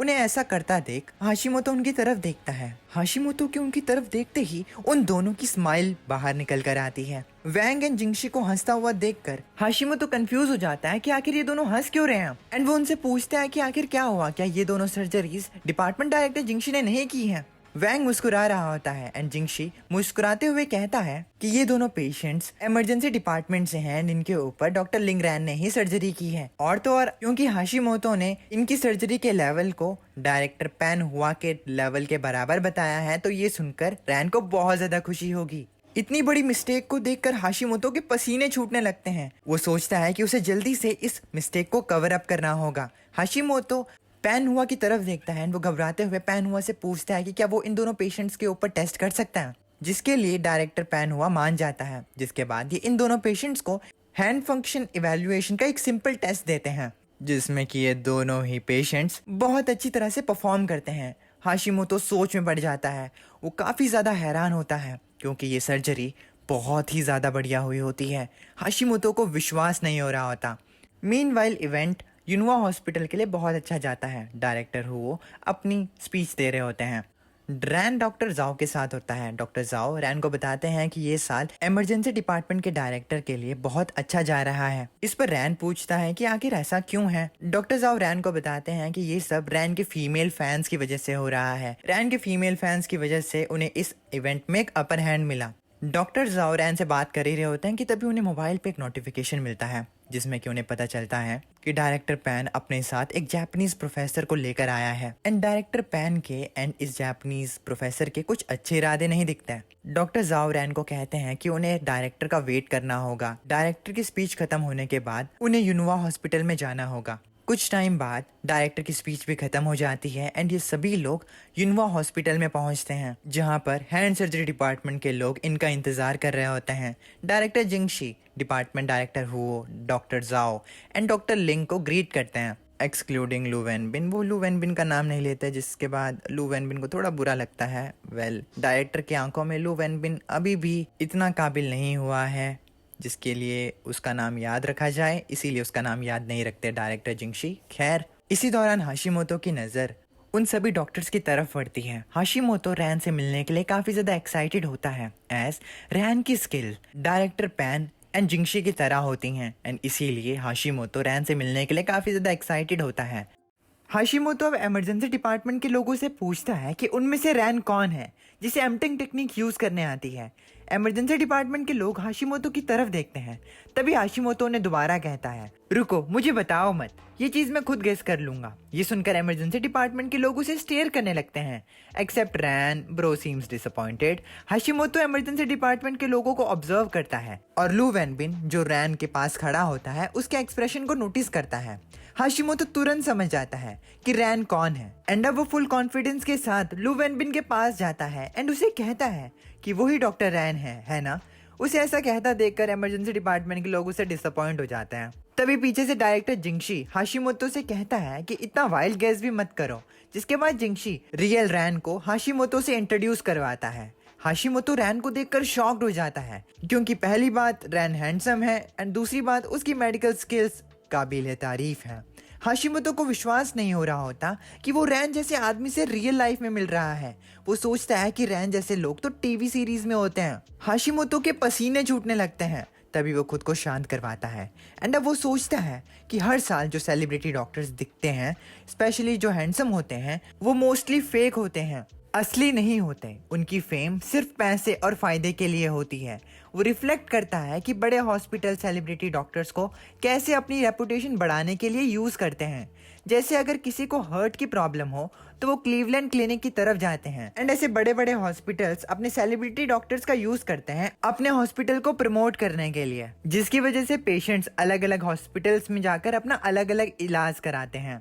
अब अगर चाइना के हॉस्पिटल्स को अपने सेलिब्रिटी डॉक्टर्स बनाने हैं तो वो सिर्फ डॉक्टर के मेडिकल स्किल्स पर डिपेंड नहीं कर सकते हैं। चाहे डॉक्टर की स्किल्स कितनी भी अच्छी क्यों ना हो, मेडिकल स्किल्स कितनी ही अच्छी हो सकती हैं। अगर डॉक्टर एक पॉप स्टार की तरह दिखे और उसकी मेडिकल स्किल्स एक्सेप्टेबल लेवल तक हो तो वो एक रीजनल लेवल सेलिब्रिटी डॉक्टर के रूप में पास कर सकता है। फिर मीडिया पे एक्सपोजर से युनवा हॉस्पिटल की रेपुटेशन काफ़ी इम्प्रूव हो जाएगी और उसे टॉप हॉस्पिटल बनने का चांस मिलेगा। हाशिमोतो इससे ये कहना चाहता है कि कैसे युनवा हॉस्पिटल रैन का इस्तेमाल कर रहा है एंड रैन उनका एक सेलिब्रिटी डॉक्टर है एंड यूजुअली सेलिब्रिटी डॉक्टर्स की स्किल्स एक्सेप्टेबल होती हैं। तो हाशिमोतो को लगता है कि रैन की स्किल्स इतनी अच्छी नहीं हो सकती जितने की उसने सोचा था। खैर, अब ये सब चीजें सोचते हुए हाशिमोतो को लगता है कि डायरेक्टर पैन ने उसका इस्तेमाल किया है ताकि वो युनवा हॉस्पिटल के सेलिब्रिटी डॉक्टर को प्रमोट कर सके, ये दिखाकर कि फॉरेन का एक बड़ा प्रोफेसर रैन के सामने टिक नहीं पाया, अल्टीमेटली प्रमोटिंग रैन। हाशिमोतो सोचने लगता है कि क्या वो सबको दिखावे वाला लगता है, जिसके बाद हाशिमोतो अब जोर जोर से हंसने लगता है एंड अब वो रैन से कहता है कि अब क्योंकि उसके पास मौका है तो वो रैन को एम्पटिंग टेक्निक से सर्जरी करता हुआ देखना चाहता है। हाशिमोतो बहुत चालाकी से इस सवाल को रैन से पूछता है क्योंकि सेलिब्रिटी डॉक्टर्स सिर्फ दिखने में अच्छे होते हैं, उनकी मेडिकल स्किल्स इतनी कुछ खास नहीं होती। एंड हाशिमोतो के मुताबिक जिस डॉक्टर ने वो एम्पटिंग टेक्निक से सर्जरीज की होंगी उसकी टेक्निक बहुत कॉम्प्लिकेटेड होगी एंड हाशिमोतो को लगता है कि वो सर्जरी रैन ने नहीं की तो वो उस डॉक्टर की टेक्निक से कम्पीट ही नहीं कर पाएगा, जिससे कि हाशिमोतो उसे एक्सपोज कर सकता है। खैर, हाशिमोतो की ये बातें डायरेक्टर पैन सुन लेता है एंड उसे समझ में आता है कि हाशिमोतो को उस पर शक है एंड ये लगता है कि पैन हुआ इमरजेंसी डिपार्टमेंट के साथ मिला हुआ है, जो कि कैसे ही पॉसिबल हो सकता है। खैर, शायद से अपनी इनोसेंस को प्रूव करने के लिए पैन हुआ डायरेक्टर वो से कहता है कि क्या आने वाली सर्जरी में मिस्टर हाशिमोतो भी पार्टिसिपेट कर सकते हैं, जिसमें कि रैन सर्जरी परफॉर्म करे एंड हाशिमोतो उसे देखे। पैनहुआ की ये बात डायरेक्टर हुओ को गुस्सा दिला देती है। एज डायरेक्टर हुओ इस सिचुएशन को समझ गए थे, तभी डायरेक्टर जिंगशी इस सिचुएशन में इंटरवीन करता है एज उसे पता लग गया था कि ये सिचुएशन एस्केलेट होने वाली है। जिंगशी कहता है कि अगर ये पॉसिबल है तो वो भी रैन की एम्पटिंग सर्जरी को अपनी आंखों से देखना चाहता है। डायरेक्टर पैन हुआ समझ जाता है कि जिंगशी ने अभी उसे एक एटॉमिक बॉम्ब से प्रोटेक्ट किया है, इसीलिए इस बार वो केयरफुली एक्सप्लेन करता है कि हाशिमोतो एक बिजी आदमी है, इसके पास इतना ज़्यादा टाइम नहीं है, इसके बाद उसे दूसरे हॉस्पिटल्स में जाना है, ब्ला ब्ला, और इसीलिए अगर वो उनके लिए जल्दी से एक सर्जरी प्रिपेयर करे तो उन्हें मजा आवीज़ हो। इस सिचुएशन को देखकर हाशिमोतो फुल जापानीज अंदाज में इमरजेंसी डिपार्टमेंट के लोगों से रिक्वेस्ट करता है। वो अपना सर नीचे झुकाता है एंड कहता है कि वो ये सर्जरी देखना चाहता है। खैर, इस चीज़ से मुझे समझ में आ रहा है कि हाशिमोतो सच में एक डेस्परेट आदमी है जो कि सिर्फ रैन को गलती करता हुआ देखना चाहता है ताकि वो रैन को पकड़ सके। खैर, हाशिमोतो को ये करता हुआ देखकर डायरेक्टर जिंगशी डायरेक्टर हुओ से कहता है अब इसे मना कैसे करें। डायरेक्टर वो सोचता है कि हाशिमोतो को मना करना इससे पहले तक आसान था, लेकिन अब वो हाशिमोतो को मना नहीं कर पाएंगे। आखिर अगले ने अपना जापानीज कार्ड जो प्ले किया है। वो ये भी सोचता है कि हाशिमोतो ने जो कहा, यानी कि रैन एक सेलिब्रिटी डॉक्टर बन सकता है, वो बिल्कुल ठीक थी, क्योंकि युनवा हॉस्पिटल सच में रैन को अपना एक सेलिब्रिटी डॉक्टर बना सकता है। लेकिन डायरेक्टर हुओ को ये डर है कि कहीं इस सर्जरी में रैन कुछ गलत ना कर दे। एज रैन अभी भी एक यंग डॉक्टर है एंड अपने एक सीनियर के सामने इस तरह की एक बड़ी सर्जरी करते दौरान उससे गलती होना आम बात होगी एंड ये सर्जरी रैन के लिए सच में काफ़ी ज़्यादा चैलेंजिंग हो सकती है। ये सब सोचते हुए हुओ एक सॉल्यूशन पर आता है। वो हाशिमोतो से तब तक का इंतजार करने के लिए कहता है जब तक उन्हें कोई पेशेंट ना मिल जाए। डायरेक्टर हुओ को ये कहता हुआ देखकर डॉक्टर जाओ समझ जाता है कि शायद डायरेक्टर को रैन की चिंता हो रही है कि कहीं वो सर्जरी के दौरान कोई गलती ना कर दे। As Ran is quite popular for doing absurd things. तुम्हें पता है कि कैसे उसने पेशेंट के पेट के अंदर हाथ डाल दिया था। Well bro do very strange things. खैर, इसीलिए डॉक्टर जाओ comes up with a solution. Doctor जाओ डायरेक्टर वो से कहता है कि उन्हें वेट करने की जरूरत नहीं है, एज ये लोग रैन की सारी सर्जरीज को रिकॉर्ड करते हुए आए हैं, तो क्यों ना ये रैन की प्रीवियस ऑपरेशन की वीडियो को देखें। डॉक्टर जाओ का ये प्लान डायरेक्टर हुओ को पसंद आता है। मीनवाइल हाशिमोतो वीडियो वाले आइडिया से ज़्यादा कन्विंस नहीं होता, बट उसे भी ये पता है कि कुछ ना होने से कुछ होना तो बेहतर है। अब ये लोग एक वीडियो मीटिंग कॉन्फ्रेंस सेटअप करते हैं जहां पर ये रैन की सर्जरी वीडियो रिकॉर्डिंग्स को प्ले करते हैं।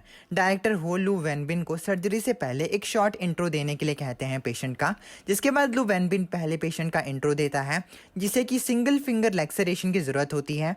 एंड डोंट वरी, मुझे पता है कि तुम लैक्सरेशन का मतलब भूल गए हो, क्योंकि मैं भी थोड़ा भूल गया हूँ।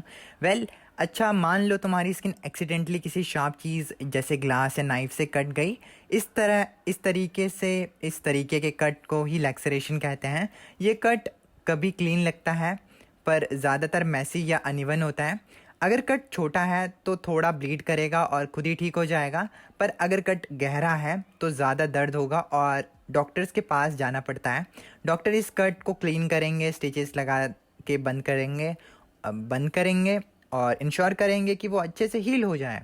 जैसे एक फटा हुआ कपड़ा सही से सिल दिया जाए वैसे ही। एंड लैक्सेरेशन का यही मतलब है। खैर, इस पेशेंट की बात सुनकर वैंग सबको बताता है कि ये वही पेशेंट है जिसका टेस्ट अभी उन लोगों ने लिया था। डायरेक्टर पैन हुआ इस पेशेंट की रिपोर्ट को पढ़ने लगता है। मीनवाइल हाशिमोतो नोटिस करता है कि सर्जरी में कोई प्रॉब्लम नहीं है एंड ये ऑपरेशन एक एक्सेप्शनल ऑपरेशन है जो कि सर्जन के कंट्रोल में है। खैर, हाशिमोतो की ये कंप्लेन भी होती है कि अगर ये रिकॉर्ड कर ही रहे थे तो इन्हें सर्जरी के पूरे प्रोसेस को भी रिकॉर्ड करना चाहिए था। तभी हाशिमोतो की नज़र ऑपरेशन में नर्स की तरफ जाती है and bro got astonished by her beauty. As Japan की नर्सेस आंटीज होती हैं, लमाओ। खैर हमें क्या, हमारे यहाँ भी तो आंटी होता है। खैर, वेल हाशिमोतो देखता है कि नर्स रैन के क्लोज आ रही है एंड वो रैन से पूछता है कि ऑपरेशन के दौरान रैन एंड नर्स इतना ज़्यादा करीब क्यों हैं। इस पर रैन बताता है कि वो नर्स रैन का पसीना साफ कर रही है। ये सुनकर हाशिमोतो बहुत जेलस फील कर रहा होता है।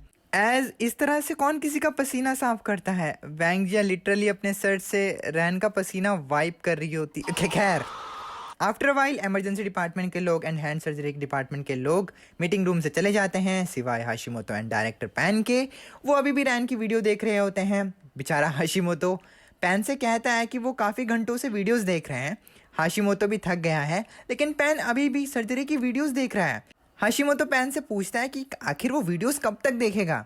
पैन फ्रस्ट्रेटेड लगता है पर कहता है कि अभी तक वो रैन की कोई मिस्टेक नहीं ढूंढ पाया और रैन की टेक्निक को एक्सपोज करना होगा।